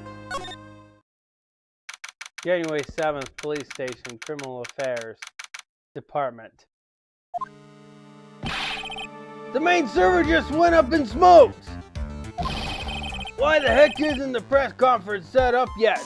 The superintendent's here already. Yeah, and there's a problem with the internet too. I already told you to stop using your computer, Chief. But I'm watching videos online and catching up on my Asian soap operas. It's gonna have to wait, Chief. I'm throwing the switch. No! Just when some young gal was about to confess to his son's hot-to-trot girlfriend. What? What? What? What kind of soap opera is he watching?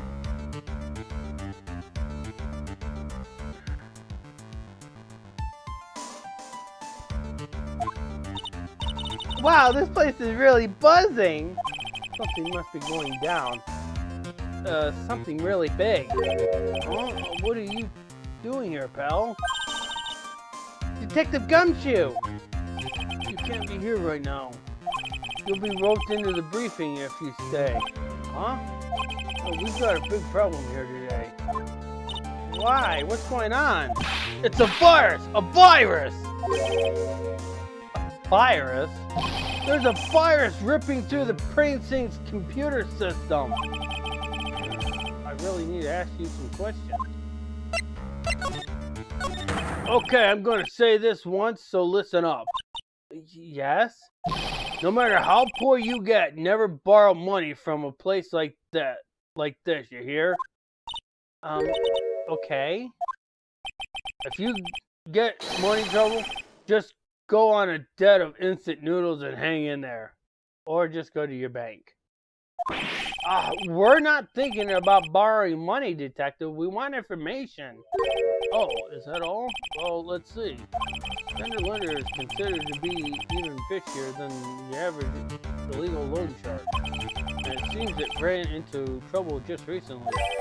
Those guys have been pretty heavy-handed, calling in all of their debts. Really? Don't go poking your nose around in their business, pal. You'll regret it if you upset that lady. Alright, I get the picture. Hey, wait a minute. What did he just say? That lady? Who's this lady he's talking about, Nick? You better find out the story about this lady. So what exactly is a computer virus, Detective Gumshoe? Die, let's educate Maya what a computer virus is.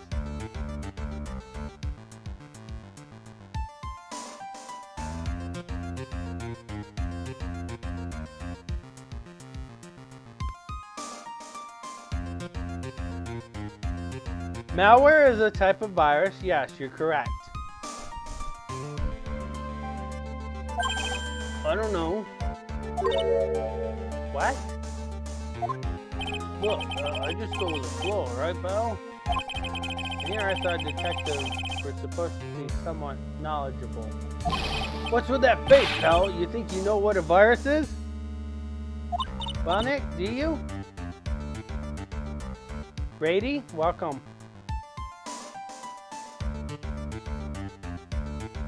Bonsai, buddy. You know Rady?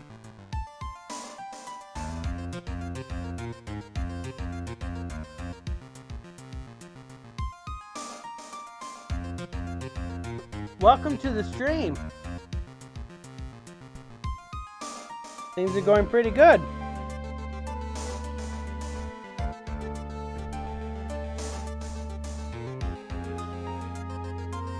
I see you know our Barry.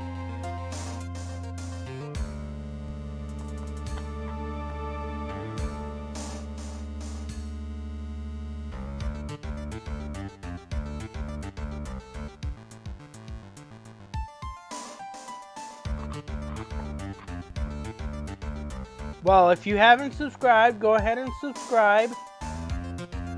If you want to join our Discord server, you know everyone here? I don't remember that name.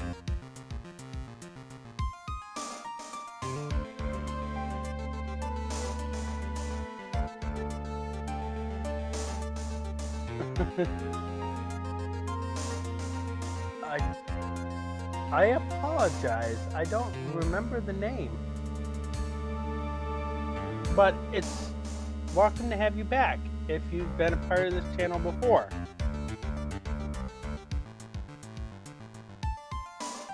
Are you in our Discord server?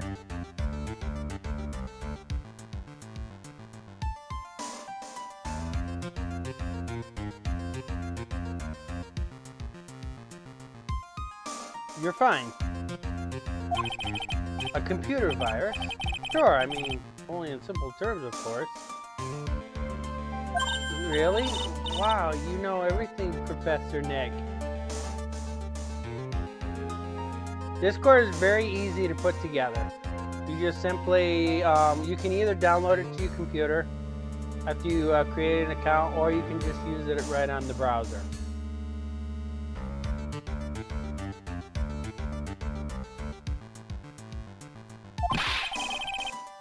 Yeah, I'm gonna call you Dr. Wright from now on. That name is kind of copyrighted right now. But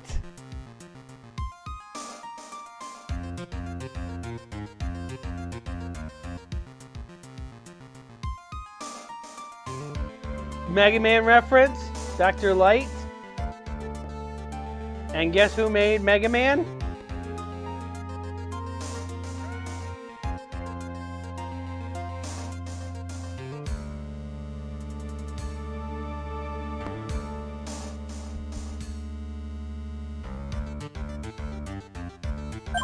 Hey, that sounds pretty cool.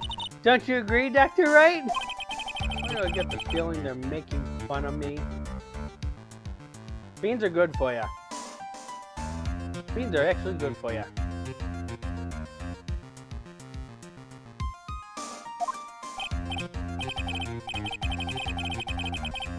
Okay, fine, I'm no expert, but I can at least explain the basics to the two of you. A virus is a program that gets inside a computer and causes damage. Damage? You mean it makes the machine go boom and explode? We only wish. Because then we don't have to worry about somebody using it. If our computer self-destructed whenever we had a virus, that technically would be good. But if you don't back your stuff up, then it's bad. Most people would back their stuff up if they knew that their laptop was going to self-destruct when a virus hit. No, the damage is well, it's all internal. So the inside goes boom, right? Imagine all the case data you've got stored on your PCs here in the station. A virus could wipe out all that. That's the kind of damage I'm talking about. Whoa, that's scary! Yeah, and what's even more scary is that this virus viruses are infectious. Infectious? Most computers are connected together on a network, right? A virus can move from one machine to another over the network. So the viruses keep spreading faster and faster. Just like a real virus, huh? But Nick, why would anyone want to make a program like that? Yeah, it takes ages to type in all that data. Why would you want to destroy it, pal? No, people don't infect their own machine. They send the virus to someone else's. What? That's horrible. Oh, I get it. It's like you sneeze on Mr. Godot so he catches a cold. Right, then he would be able to turn up. He wouldn't be able to turn up in court because he'd be too sick. Don't think that was exactly what he wanted, was the example. You really shouldn't do stuff like that, Nick. It's wrong. Ooh, what? Where? When? And why did the conversation jump to talking about me? Anyways, that's a computer virus. A bad program that causes damage. And all the different viruses have names, right? I sort of feel like I've heard the name of this virus we caught somewhere before. The name of this virus, huh? I feel like I've heard of it before too. Okay.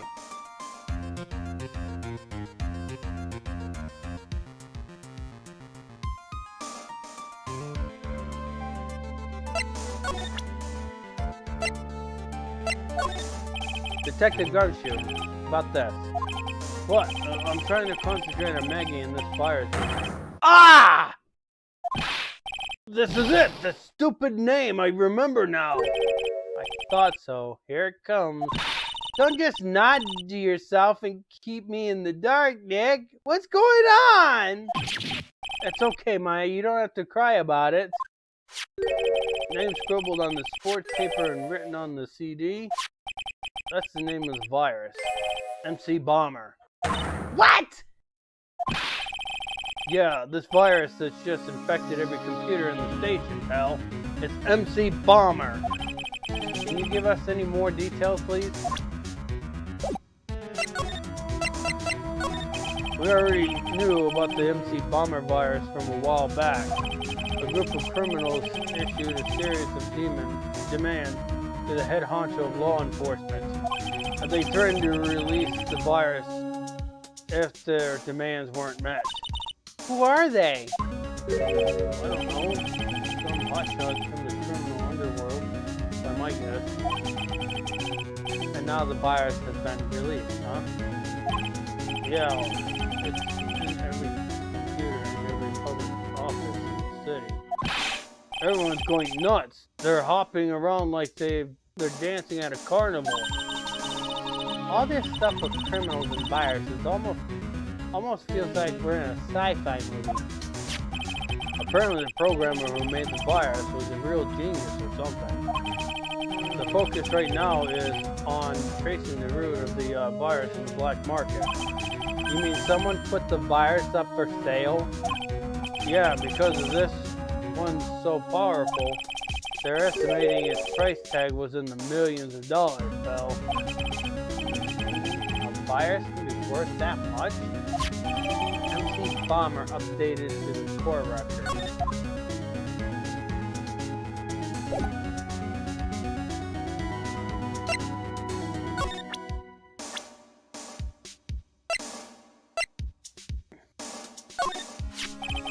That's the girl who works over at Tender Lender. You want to stay away from her, okay? I mean it. She does look kind of unforgiving, doesn't she? That should be the least of your worries, pal. What's that supposed to mean? What could be worse?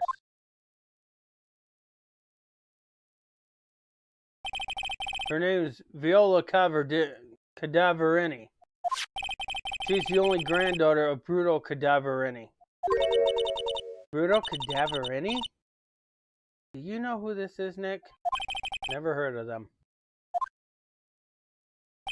Bruto Cadaverini's the boss of the Cadaverini family. The Cadaverinis? That's one scary sounding name. We can't touch them. They're way too powerful for the police. But you're thinking of taking them on, aren't you? No! I don't remember ever saying was going to. I better get some more information and come to you in this family. I'm not sure if I really want to get involved in this, but who are the Cadaverinis?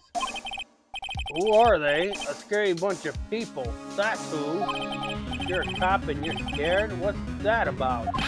Trust me, it doesn't matter if you're a kid or a cop. These guys are scary.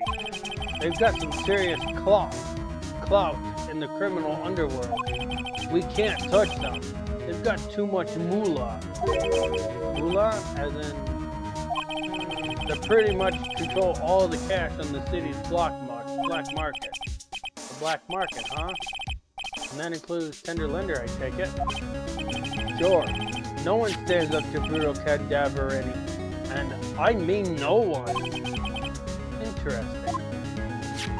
So Viola is the granddaughter of some mafia boss then? Yeah, and everyone knows how much Bruto loves his little girl. She means everything to him. So, how did she end up at Tender Lender? I don't know, pal.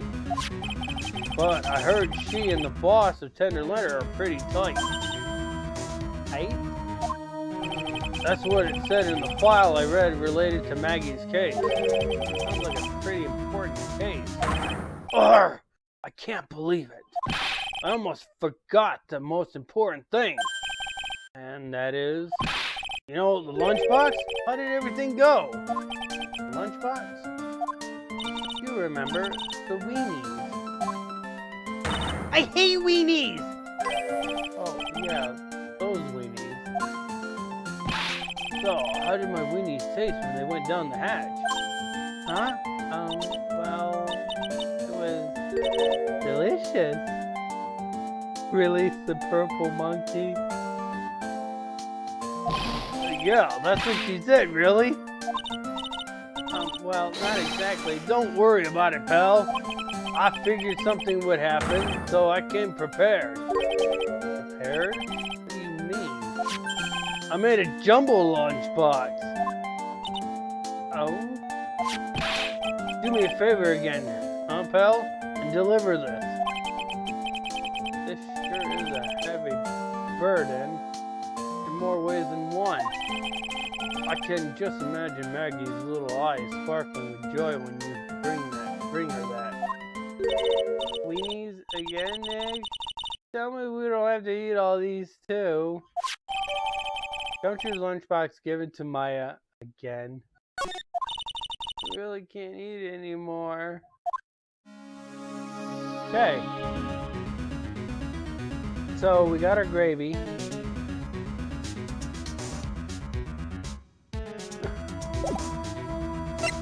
So we got the meat, we got the potatoes, and we got the gravy.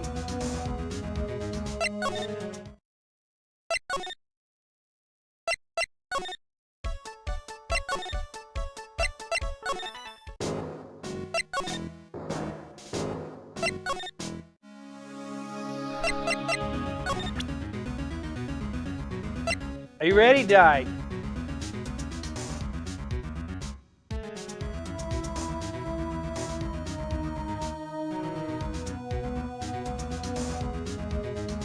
Actually, I'm at the wrong one.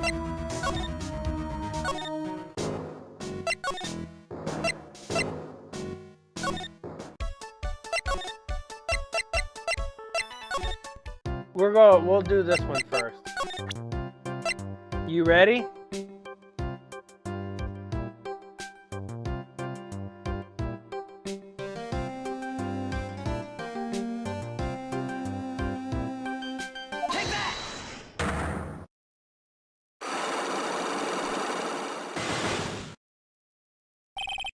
Glenn's troubles. So, how about you tell me what kind of trouble Mr. Glenn was in? I'm sorry, sir, but we don't deal with troubleshooting here. Perhaps you would like to speak to someone in customer service? What's she talking about? I guess I better just take a shot and see where it gets me. Miss Basil, let me ask you something. Did Mr.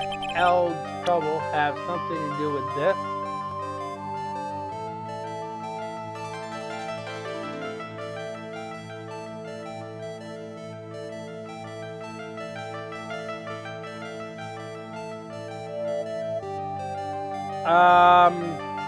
Before we go into the debt, there's something that we have to establish first. Because before we mention the debt, we have to establish ground.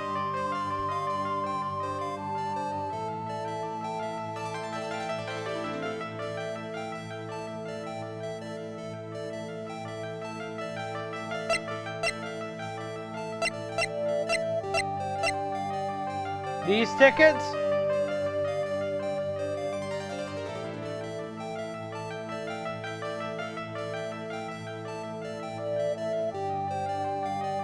Take that! What is that? A bunch of horse racing tickets, all losing ones. For that many ticket, you could get $1 at the recycling center. You good people are very, very bad. Cashing in on others' misfortune is immoral. Is that a whiff of hypocrisy I smell? But what is the relevance of these tickets? The victim, Mr. Glenn Elg, he had a gambling habit, didn't he? I don't think that's a logical conclusion based on the facts. Everyone likes to get to the races from time to time. Yeah, but not everyone buys this many tickets.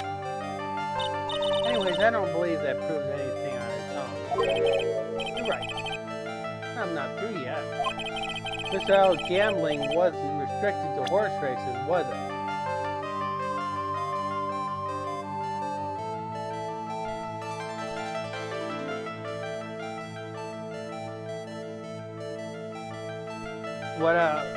What else is it related to, Di? The other ticket. Take that! The lottery. Horse races. He bought a lot of tickets and lost a lot of time. That's got to have hurt his wallet pretty bad. Don't you think? Maybe bad enough to be the case of some pretty serious trouble, perhaps? No! You're right. Glenn did have a gambling habit. You good people must not follow his examples. Do you understand? Trust me, even if I wanted to, I don't exactly have the money to buy any. But if you win, there's no problem, is there? And Glenn had a winning ticket, didn't he? $500,000? Yeah, but it's hard to imagine how he could have been in trouble then, isn't it? It's true that Mr. L won $500,000 in the end.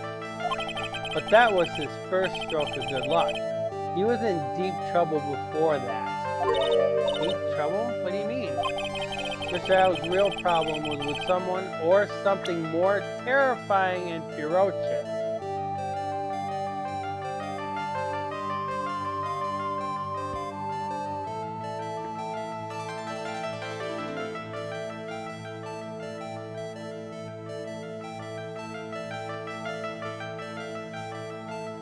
Debt? You mean debt? Well, they're looking for a profile, technically.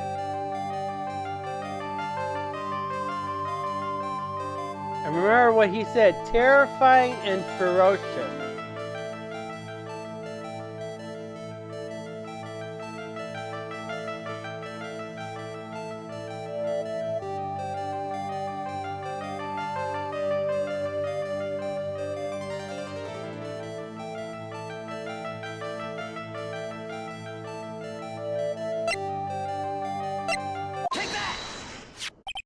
Pure Tigra, the boss of a loan office called Tender Lender.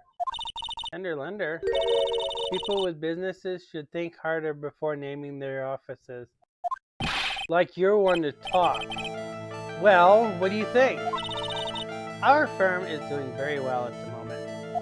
I don't think we need to borrow money. No. I mean about Mr. L. You think Glenn had something to do with this Pure Tigra? Yes. I'm sorry, I don't know of any connection between the two of them. Really? Because I've got proof that Mr. Elg and the Tiger knew each other. And where's that proof?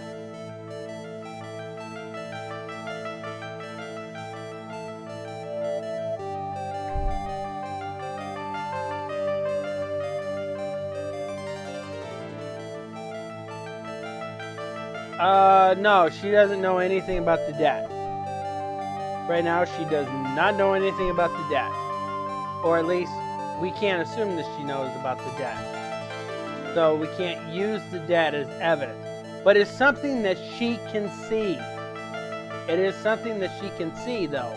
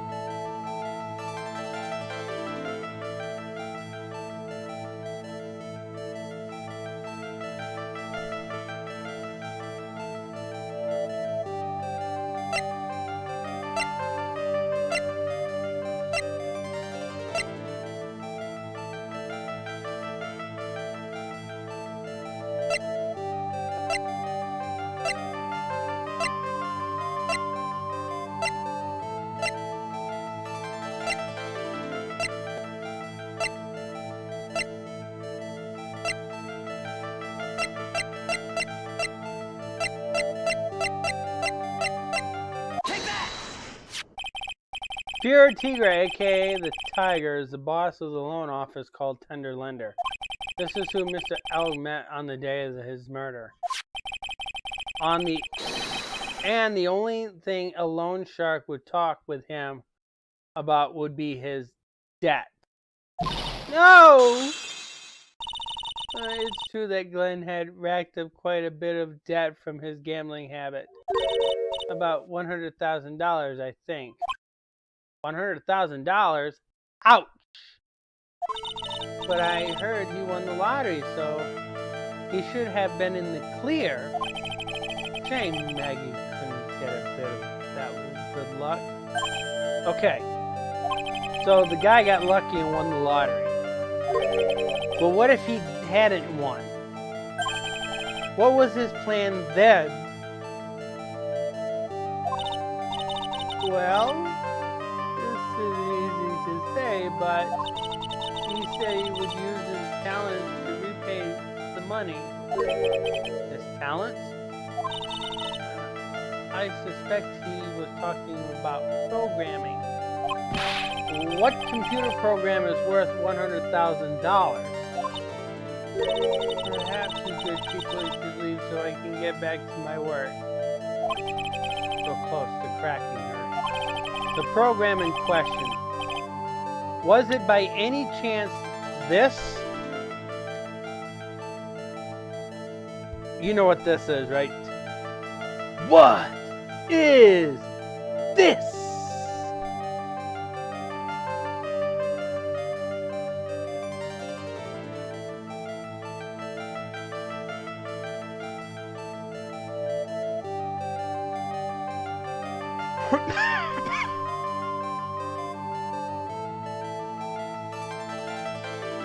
Remember that gravy?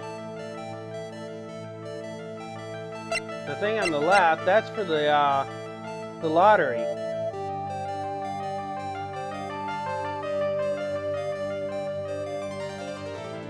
That's for the lottery. Remember the gravy thingy that we were situating.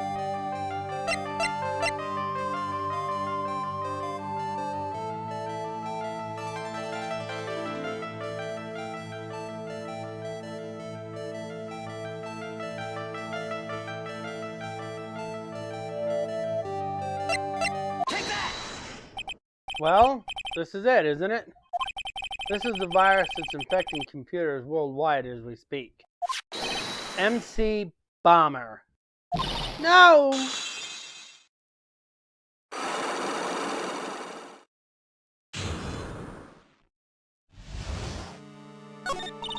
Glenn's had more processing power than any computer, but it had been infected with a gambling virus. Glenn was in too deep. In too deep. I know that song. You mean he was in debt?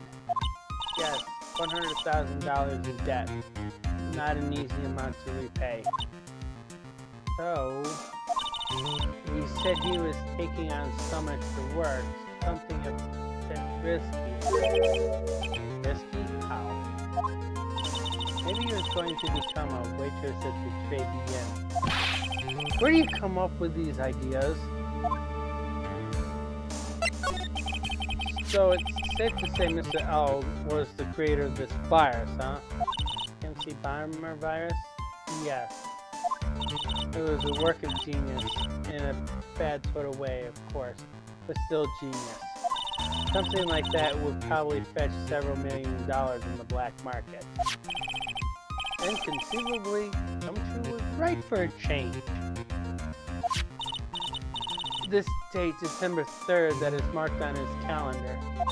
That was his deadline for repaying his debt.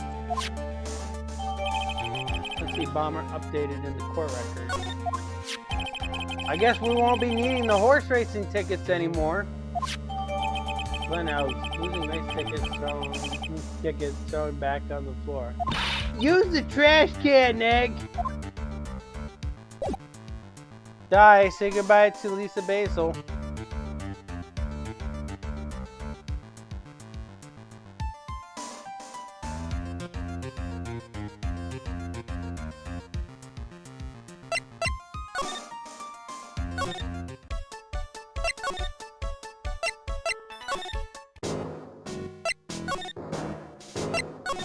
Alright, time to break her locks. And her locks are interesting to break. And this is why I said you can't judge a case based on a character. This case is actually really good. I like this case. And how much do you like this case, Di?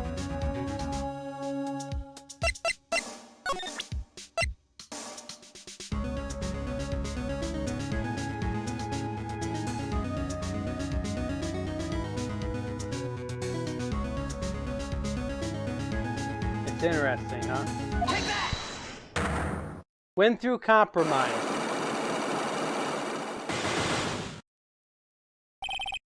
The head bandage. You said the bandage around your head was from an operation. You also said you suffered a fatal injury to the head, correct? Yes. The operation was difficult, apparently. Now, by fatal injury, you mean you were hurt very badly somehow, right?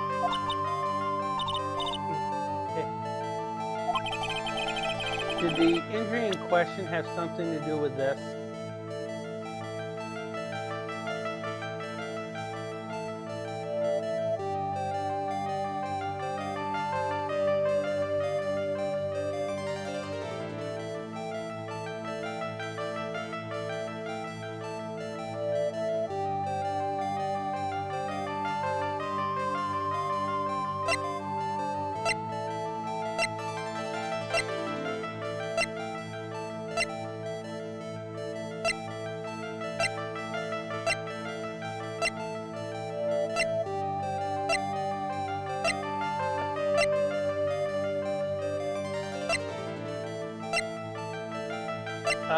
No. John's loan would not be connected to her.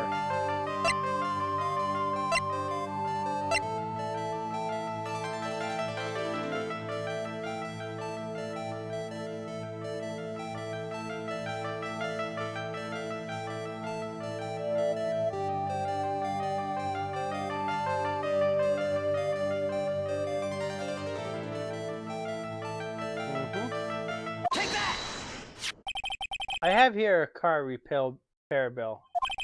From this, it seems pretty obvious that this car was involved in an accident. Let me see that. This bill is made out to the cadaverenes. Yes, it is. I don't think I ever introduced myself. Tell me, what do the cadaverenes have to do with me? Something tells me that she's not about to say hi or introduce herself. Alright then. Your relationship with the cadaverenes is very strong, and this is why.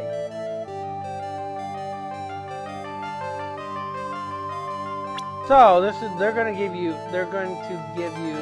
two options in this one. It doesn't matter. But the evidence that you present here has to be related to the cadaverenes.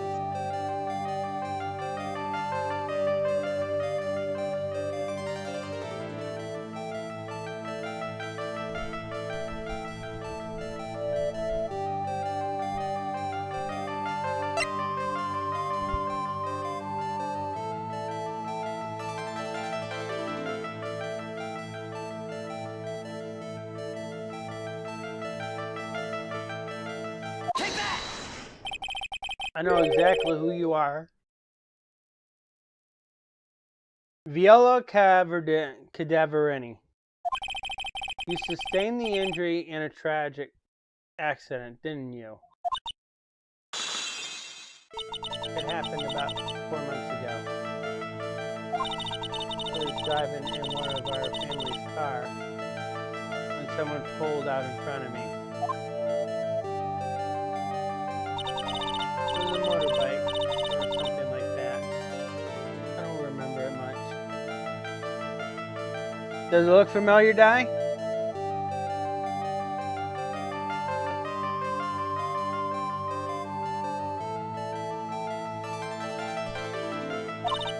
Anyways, I swerved to try to avoid it, but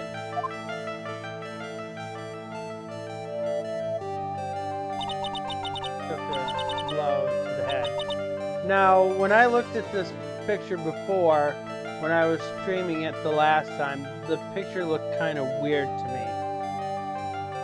Because it seemed like that they had changed the picture, because the pictures you saw, Fiora Tigra was blasted away from the car, and the picture I remember from the DS, he was bumper to bumper with the car. Is the last thing I remember from the DS port.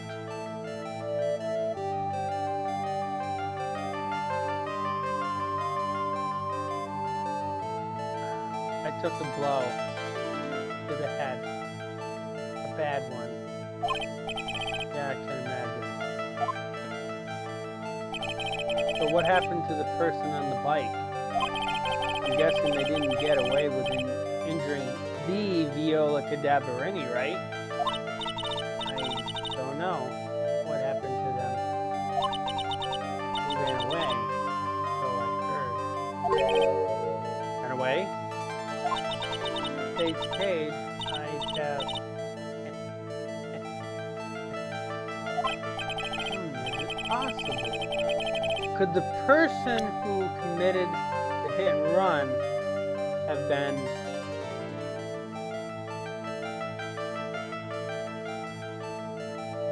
we have evidence to support this one. Take that! It was this man, wasn't it? He was the cause of your accident. It wasn't Don Tigra. I refuse to believe it. Yet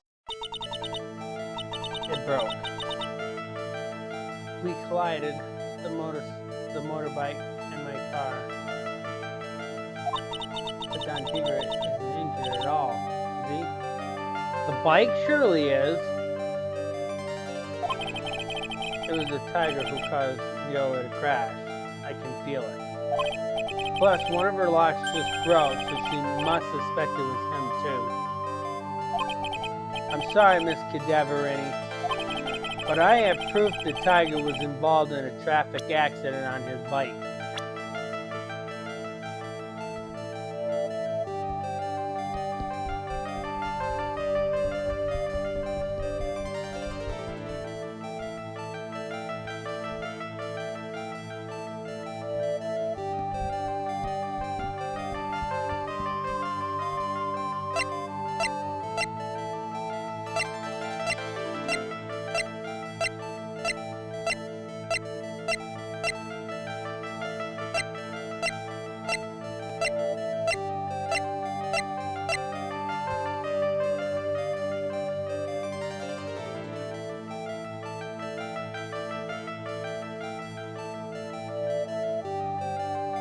I can see it. Can you?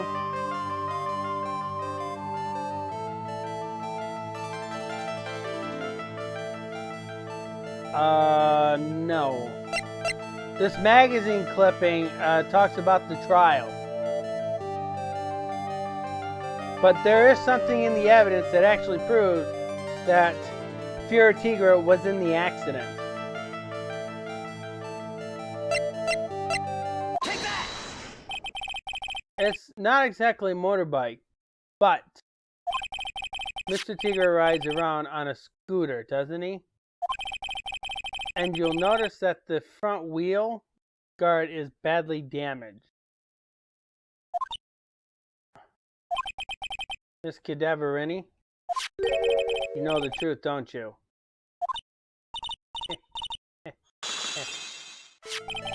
This repair bill was paid by Fiora Tigra. The Cadaverinis have known for ages who caused the accident, haven't they? It's possible. Perhaps. Somewhere inside me.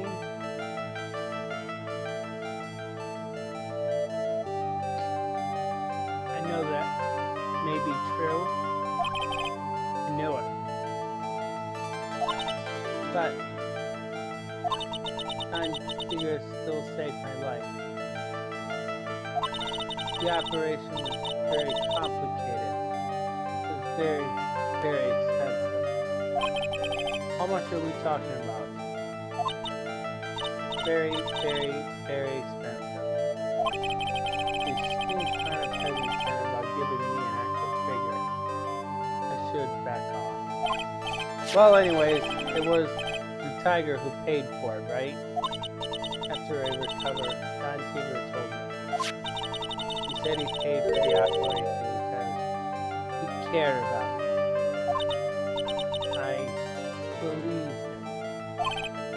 Really? Do you honestly believe that to be true?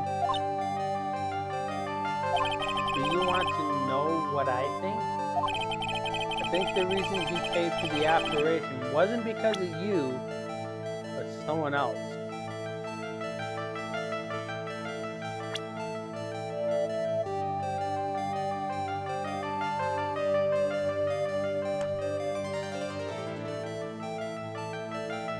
BRB? Okay.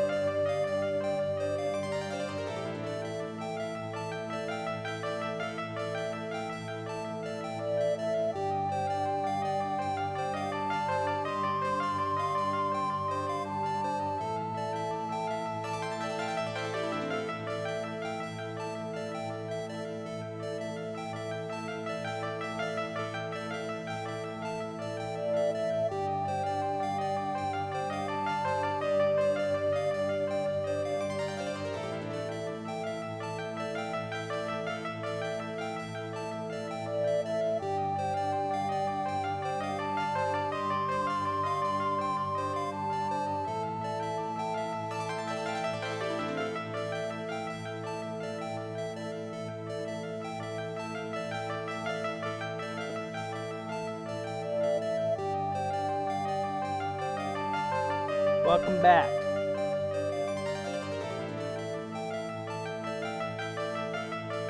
You know the answer?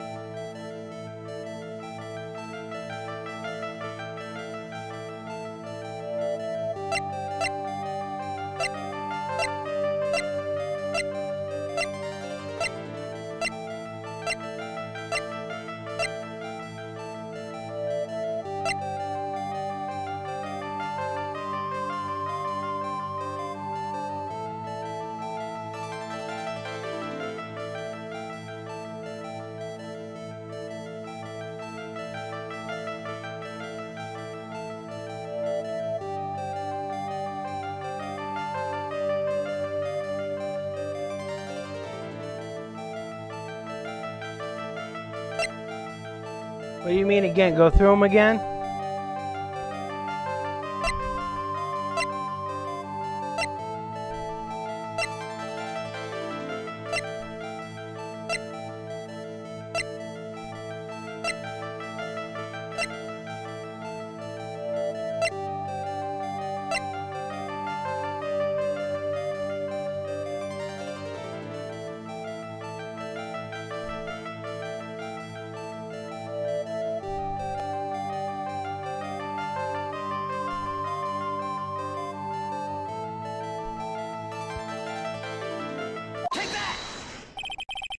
Perhaps I shouldn't be saying this, but your grandfather, Bruto Cadaverini, controlled a lot of the dubious cash, right?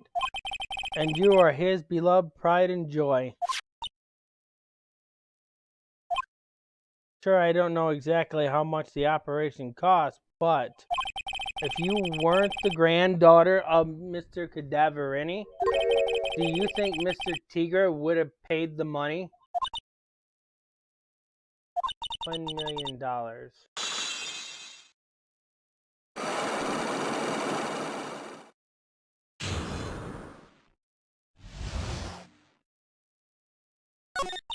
Four months ago, I was in a traffic accident.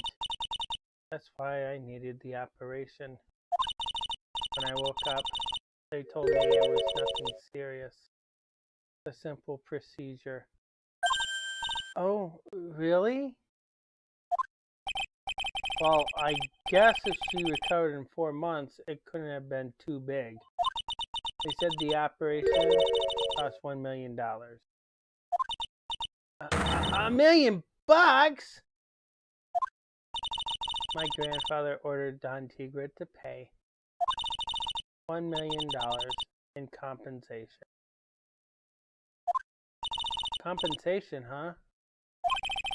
It's underworld lingo for paying money to settle a score.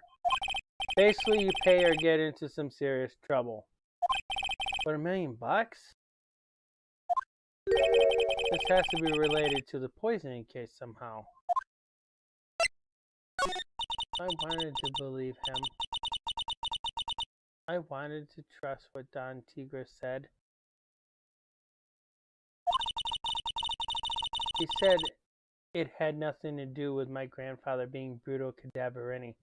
His name is Bruto, not Bruno.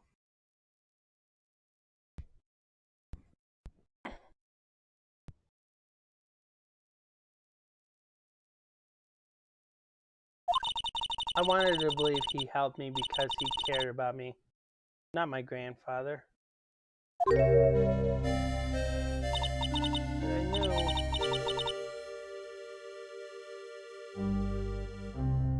That wasn't really true. Wow. I'm so sorry. What he did to get the money was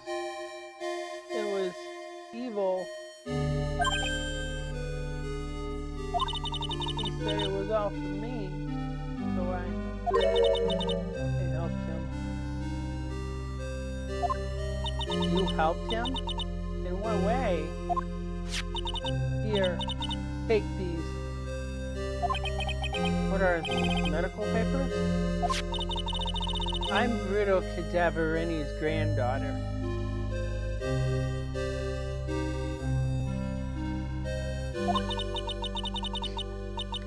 He had to pay compensation. He was made an offer. He simply couldn't refuse.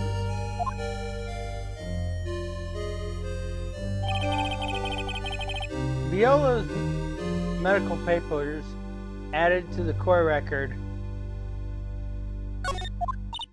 Wow, feel so bad for Viola. It's inexcusable. Huh? There are two things that I consider inexcusable: poisoning and betrayal. Only a coward would hurt people using either of these tactics. Is everything alright, Nick? We should get going. Right after we finish our espresso. Yeah.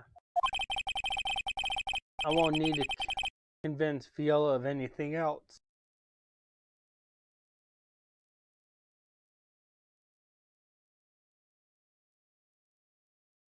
So, I guess I can get rid of this.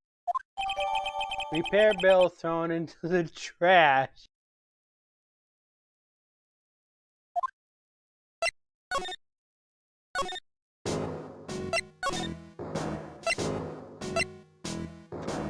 Okay, this is kind of the part I hate. But we have no choice but to deal with it. January 7, Trey Bien.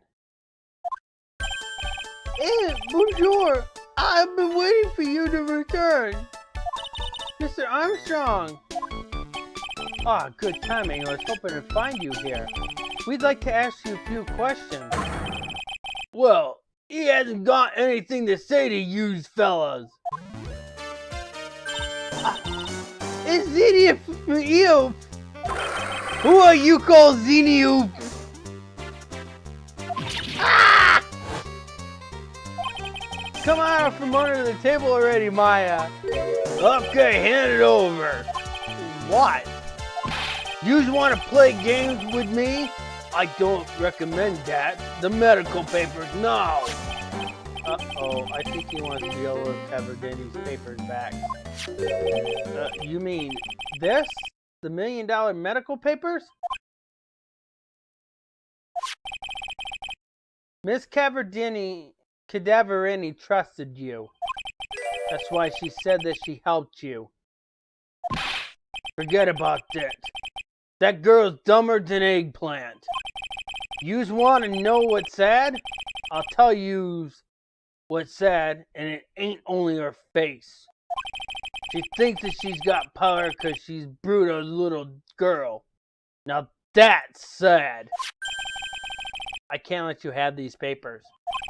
Tomorrow in court, I'm going to expose what you did to get the $1 million you used to pay this off. Are you crazy or something? I don't care if you want to give it to me or not. There's two of us here. You got that? Two. Oui. Mr. Armstrong. Forgive me. Désolé.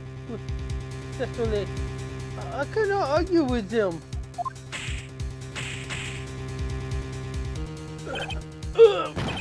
That really hurt. Is that all you've got? I'll be taking those papers now. Armstrong, get that lighter. Wait! Don't take it too hard. Ain't it right? That was so stupid. Shouldn't have let my guard down. Medical papers were vital evidence. Hold it, pal! Detective Gumshoe. Detective? You think you gonna stop me, copper? Beat it, Gwar! Whoa! Come on, Gumshoe! Keep it together! You guys, get out of here! Leave this guy to me! What? Go on, pal, and take this! If you get hurt, who's gonna look after Maggie, huh? Alright, thanks, Gumshoe. Oh, wait, Nick, don't leave me behind! I'll get even with that guy tomorrow in court. Tender letter is going down.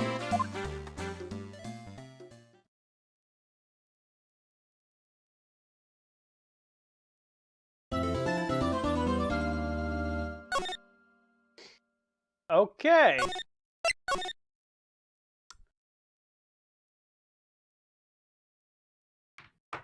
Hold on 1 second.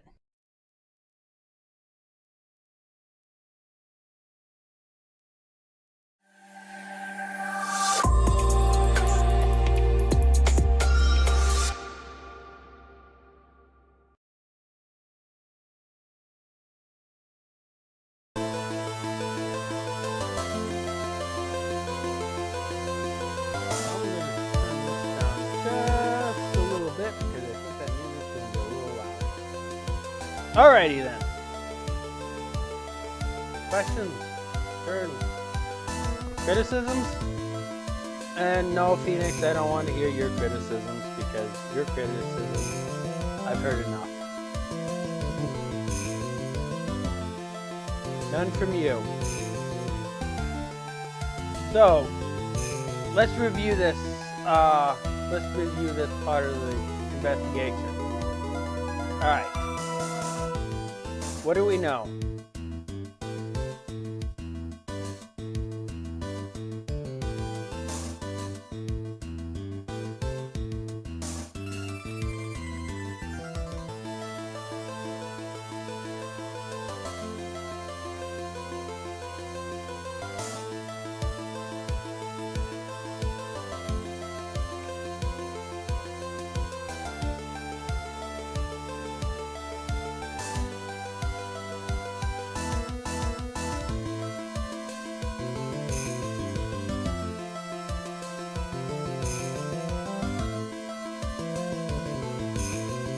Well, we know a little bit more. Yes, Viola was in a car accident. She survived a fatal injury to her head. She should have died. But we know more than that. Okay. We know MC Bomber is a computer virus now.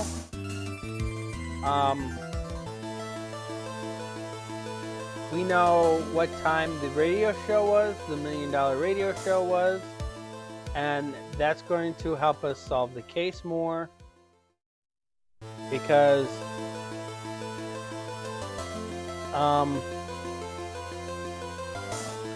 we'll be able to figure out exactly how this crime works.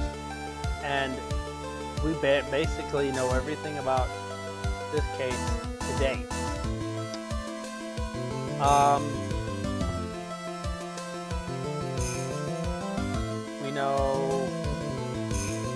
We may know more things, but who do you think is responsible for killing Glenn Elk?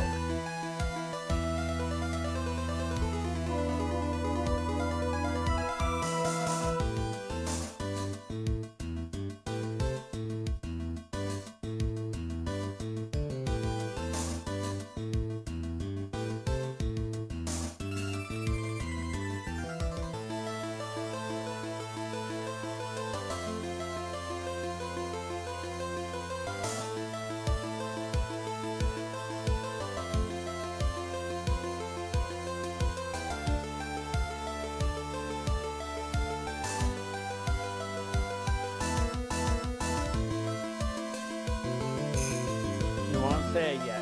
You don't want to spoil yourself?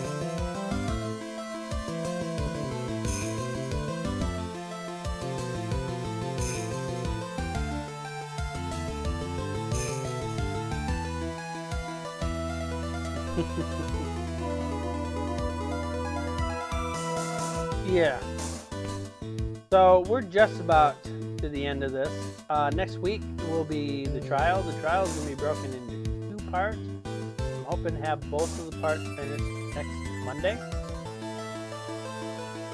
And then we get to move on to case 5. Case 5 is going to be very, very short. And then we get to move on to my favorite case in the entire Ace Attorney series. I, myself, consider it the best case in the series.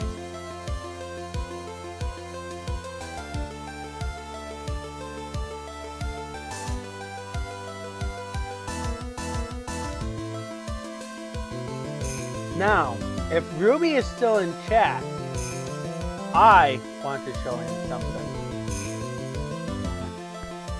So, die.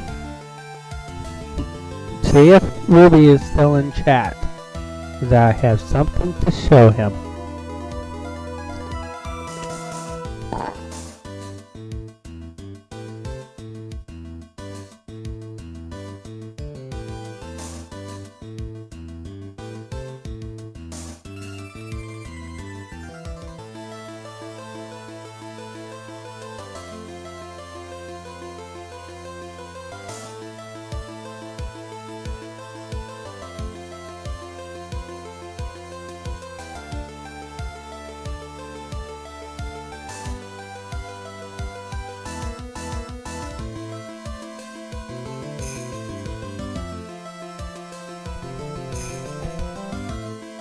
Don't cry about it, Phoenix.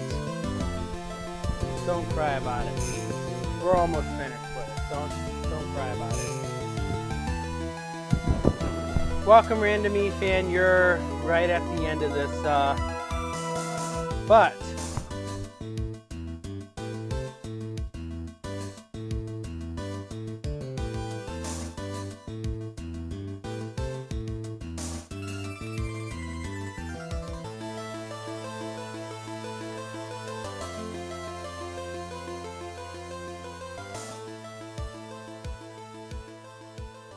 I don't mind John Armstrong. I really, I don't have an issue with him. Like I told Phoenix earlier, he's a well-developed character. He's a well-developed character. And then he says he likes Vero Tigra. I feel like his character's slightly lacking. There wasn't much character development in him. They went for a gimmick appeal to it. But yeah, if Ruby is in my chat, I have something to show him.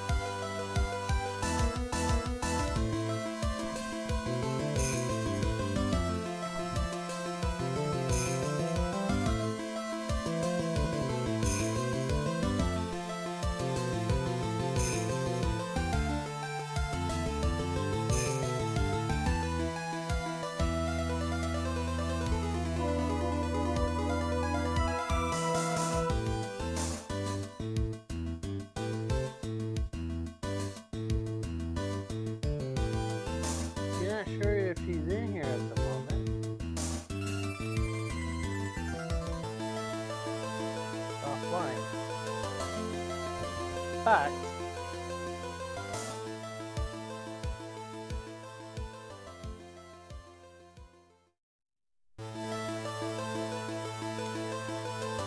I have Ghost in the Shell.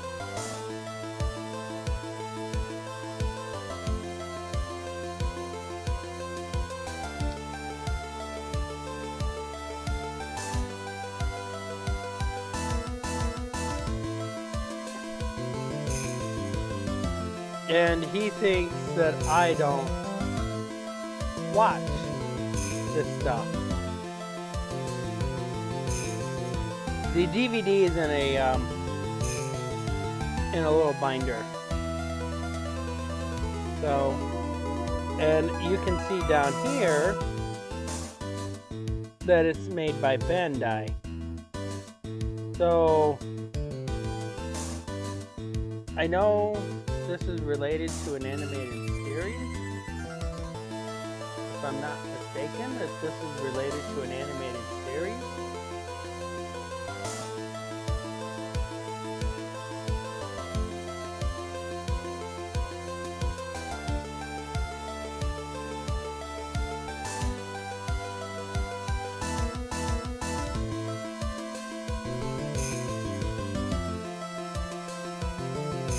But, well, it's got to be related to an animated series because, I don't know if you can see this down here at the bottom. See that web address? Usually when they have the web address ending in TV, most of the time it's related to a TV show. So, and I have a movie of it. I enjoyed it. It's a rather slow-paced movie, but I enjoyed it.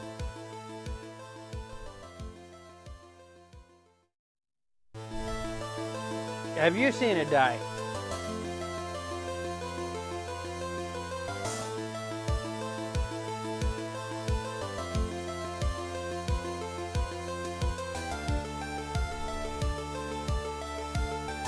Would you be interested in watching it? It's very sci-fi like.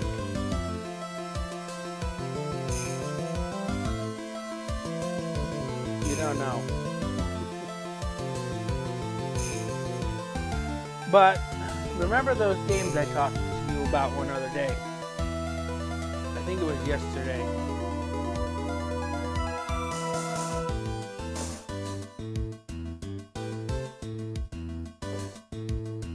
Come on, Shelf. Work with me.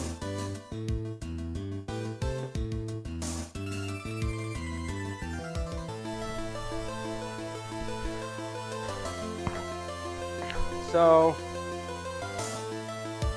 this is Izuna. This is Izuna the Unemployed Ninja. Now I got I made this box cover.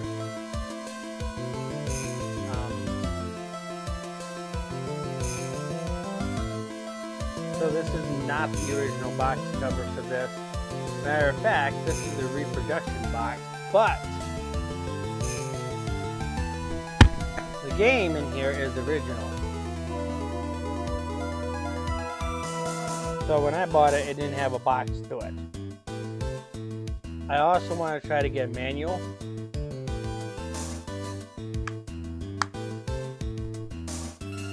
At some point, but this is that.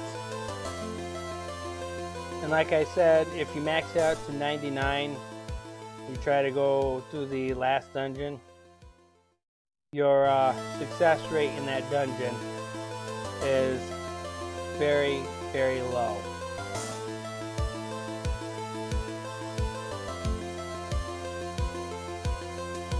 And this is for you dungeon crawler fans out there.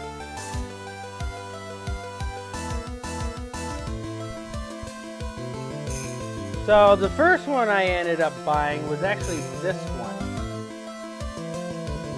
And apparently this one didn't sell so well, but this one's a lot easier. And I kind of wish that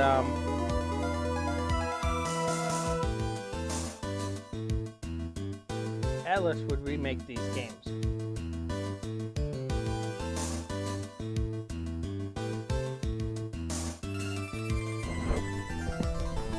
This one, the box is worth it.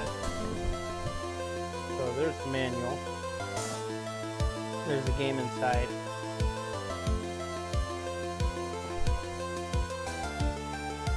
The reason why the box is worth this one is, well, of course, it can also be a wall hanging. I'm not going to show the entire image of this because the entire image of this is inappropriate. So I'm just going to leave it there. Okay?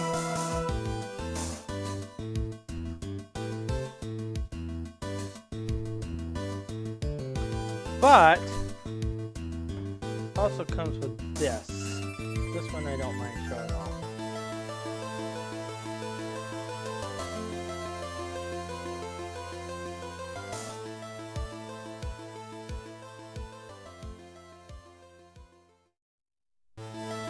And it stays in the box it came in.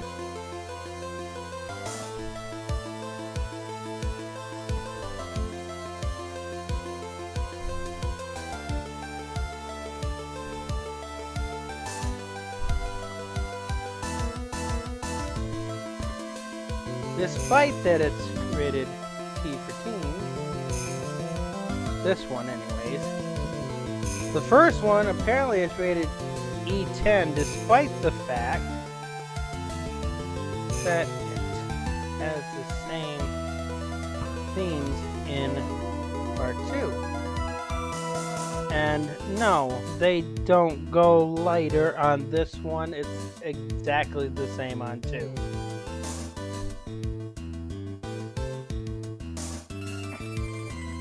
And this manual, I can almost guarantee you, instead of it being a manual on how to play it, which does give you tips on how to play it, I'm just going to show you.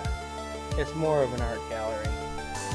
Pretty much an art book, so to say. Your art book.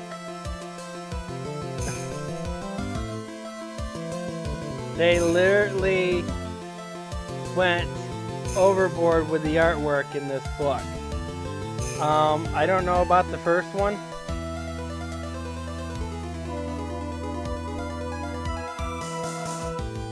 I don't know how much artwork it has in it.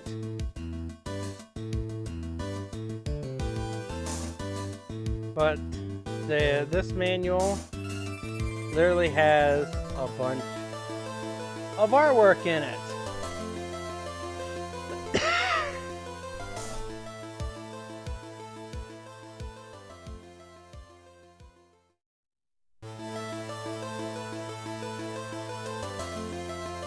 Which the artwork is something that you would see in a player's guide. Why are you saying bless?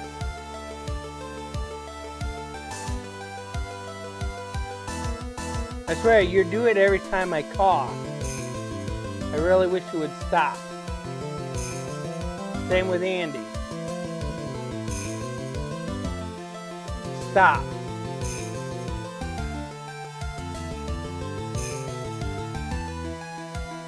I think this one's gonna still be okay. Can you see all those?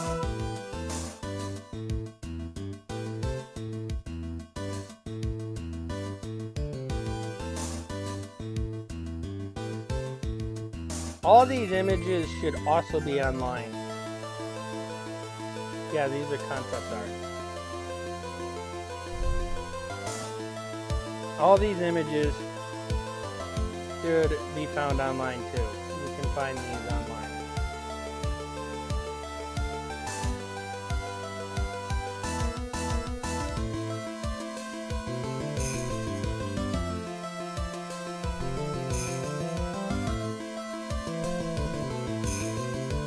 So yeah, that's that manual. Someday I will get a manual for the first one. You also probably have noticed that some of the artwork that was in this one, they were also reused on. They were reused from this one as well. So, there's that.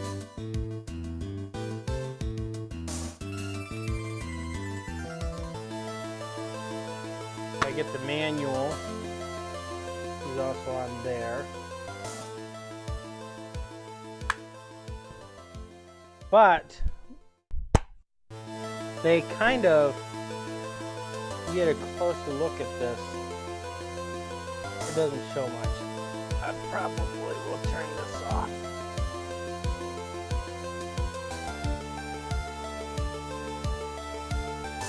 They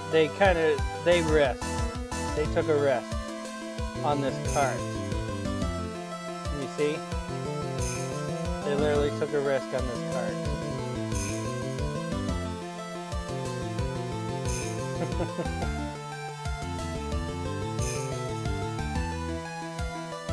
think this camera is very low quality.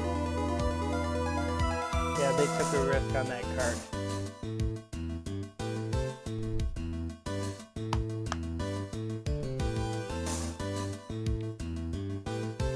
But you can find all these, should find pretty much all the artwork from this online. Okay. So, with that said and done, I'm going to get rid of this. And let's shut this down.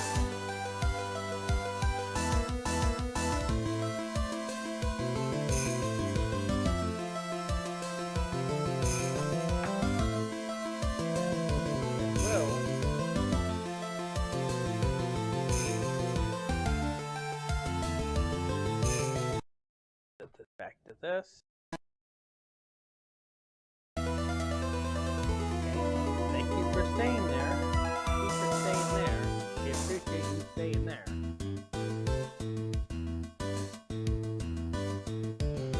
So, we'll go look for a raid target.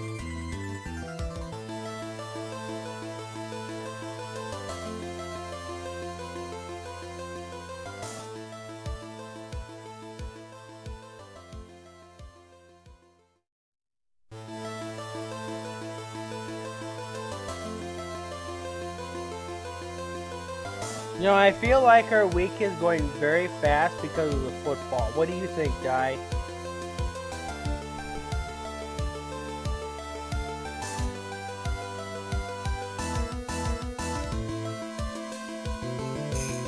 Do you think our week is going fast because I'm doing the football Thursday, Friday, Saturday, and Sunday, and Monday?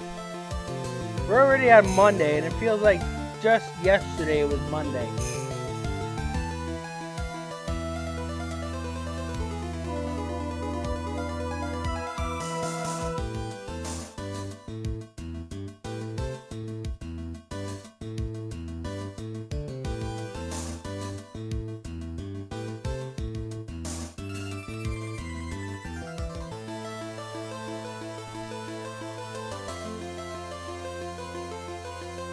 And then you got Phoenix there who said that he's bored.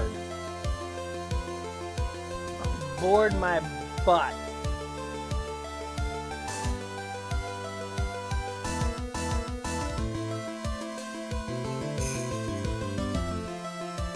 Just for that, Phoenix. Just for that, I'm gonna have you watch the entire off season.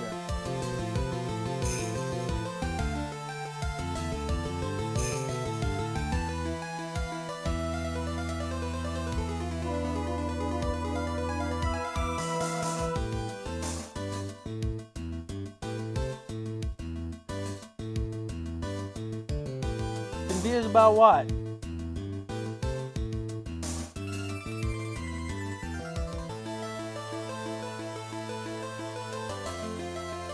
Die. Tell them what I said.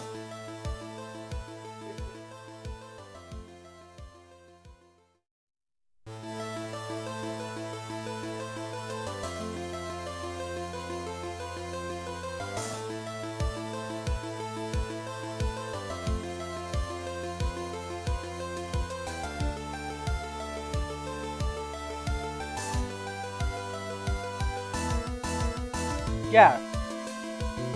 All on account of you saying it's bored. I'm gonna have you watch the entire off season because I will be streaming I will be streaming some of the off-season on YouTube. And I'm going to do a Discord stream for the rest of it.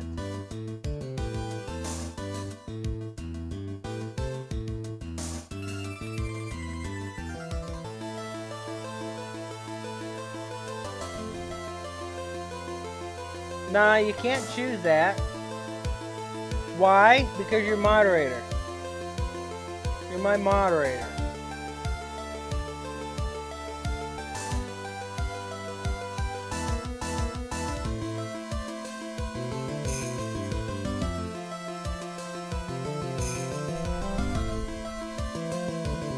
I didn't say you had to participate into it. I said you're watching it. Regret what? What are you regretting? I never said you had to participate into it. I said you're watching it.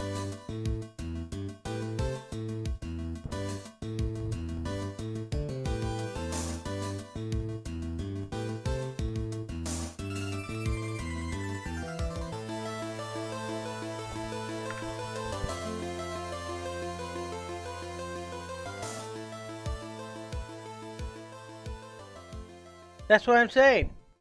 You think it's boring.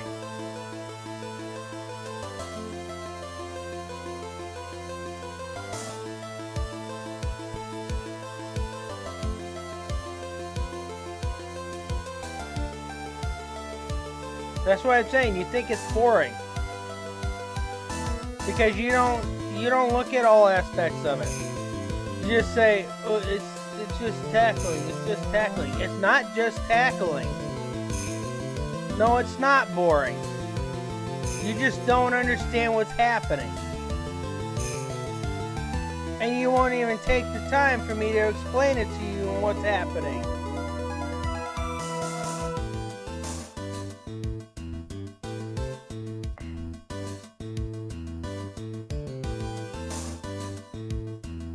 Yeah, but you're the first one I've heard that said it's boring.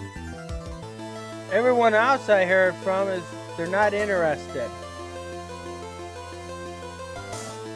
Nobody I've heard has said it's boring.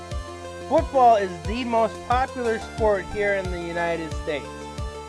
It has ranked that over baseball. Baseball is considered as America's greatest pastime. But I have never heard anyone say it's boring.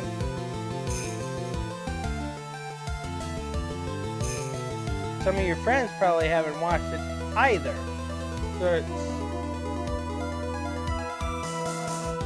and I've talked to people about it. They say they don't understand it. They're not interested in understanding it, which is fine. You're the first one that says it's boring. Which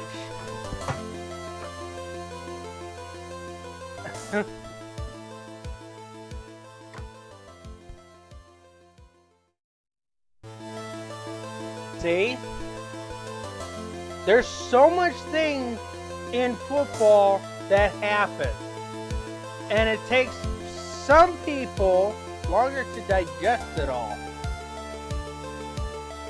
But if you're the one that says, oh, it's just tackling, it's just people tackling, that's all they ever do. There's a lot more to football than tackling. Baseball. Got a guy that throws the ball. He hits that ball. You got people in the outfield. Their job is to catch the flying ball. After the batters hit the ball, he runs bases. That's it. That's the whole sport. There's nothing different. All 9 innings is the exact same thing. The guy hits the ball, he runs around in a circle. Another guy comes up to the plate, swings at the ball, he runs around bases. That's it.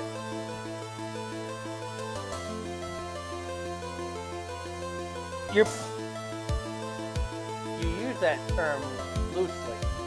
Because if you don't understand the sport, you don't feel like you're interested.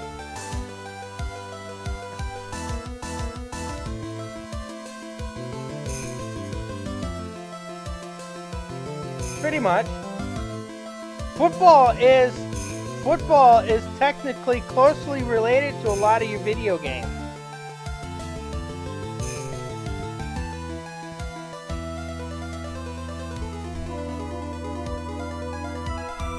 The other sport that I don't really watch that much is basketball. They dribble the ball across the court, pass it to the other guy. They shoot it in a hoop. What's the rest of it? Soccer is another one. Soccer is a ground basketball because you got guys running across the field. They kick the ball to their other guy to pass, and then they kick it into a net. That's it. That's the sport. It doesn't change.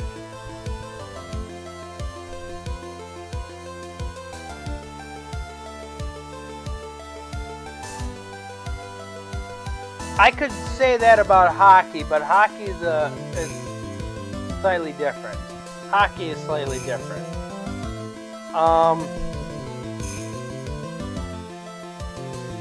Yeah, soccer is called football in other countries.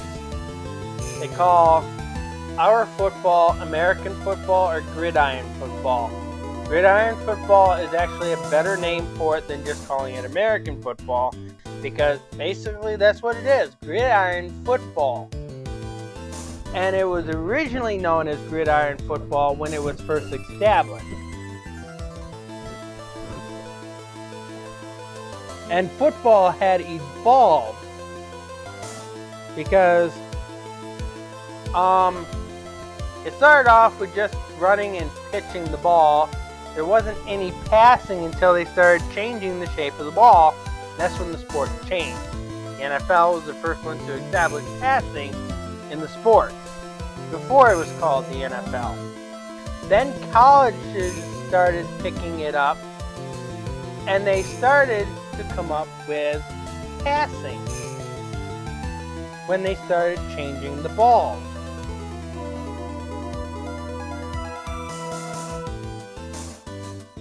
And the passing is what you see today. It's what changed the sport forever. It changed the name of the game. Now, instead of just picking up the ball and running, and they could also kick this ball too, because it was designed to kick, it evolved into a sport that you can pass, throw this ball, you can run with this ball, you can kick this ball. This ball, because of how it's shaped, travels further than a round ball. It's not going to travel as far as a golf ball, no. But there's a lot of things that happens on that field than just tackling.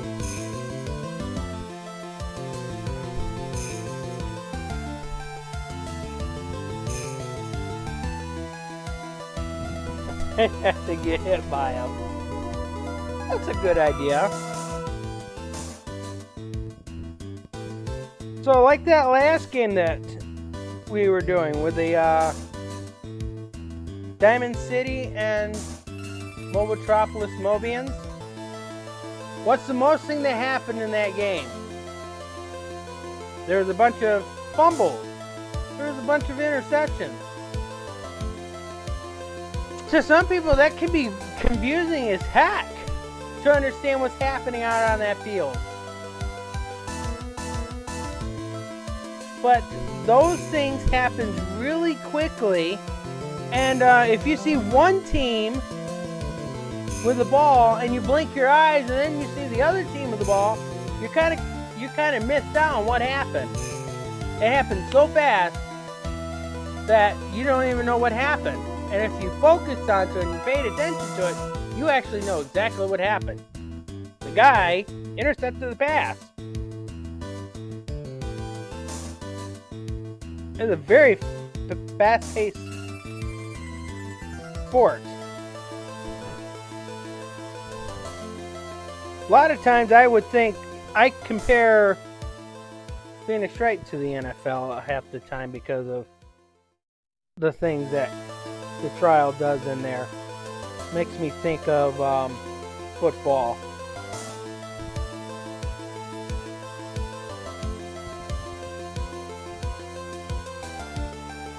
another game you can relate it to too.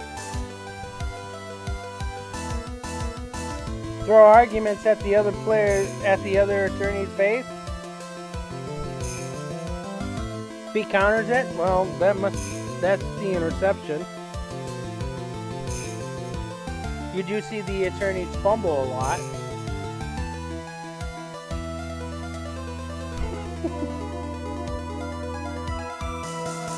They get hit, they get tackled. Well, they don't physically get tackled, but their logic. Yeah, we're just rambling now. But yeah, you just have to understand the sport.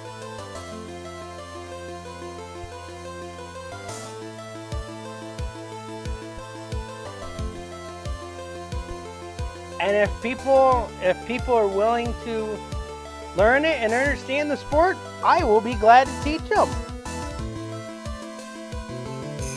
The only thing I'm working with you, Di, is playbook.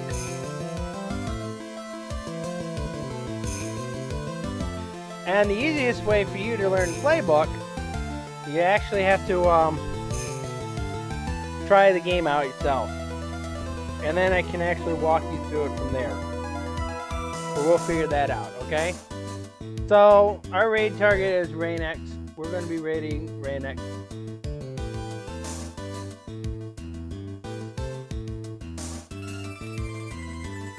My message is there. But yeah. More Discord streams tonight. We got a lot of things that we got to update. Tomorrow,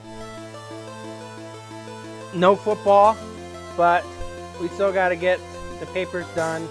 We still have to get the things for the practice posted in there. Hopefully we can get Di to run like a factory with screenshots. Post. Post. Post. Post.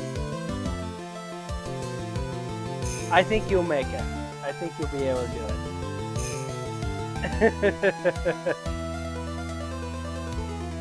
Alrighty then. That'll be it for me. You guys take care.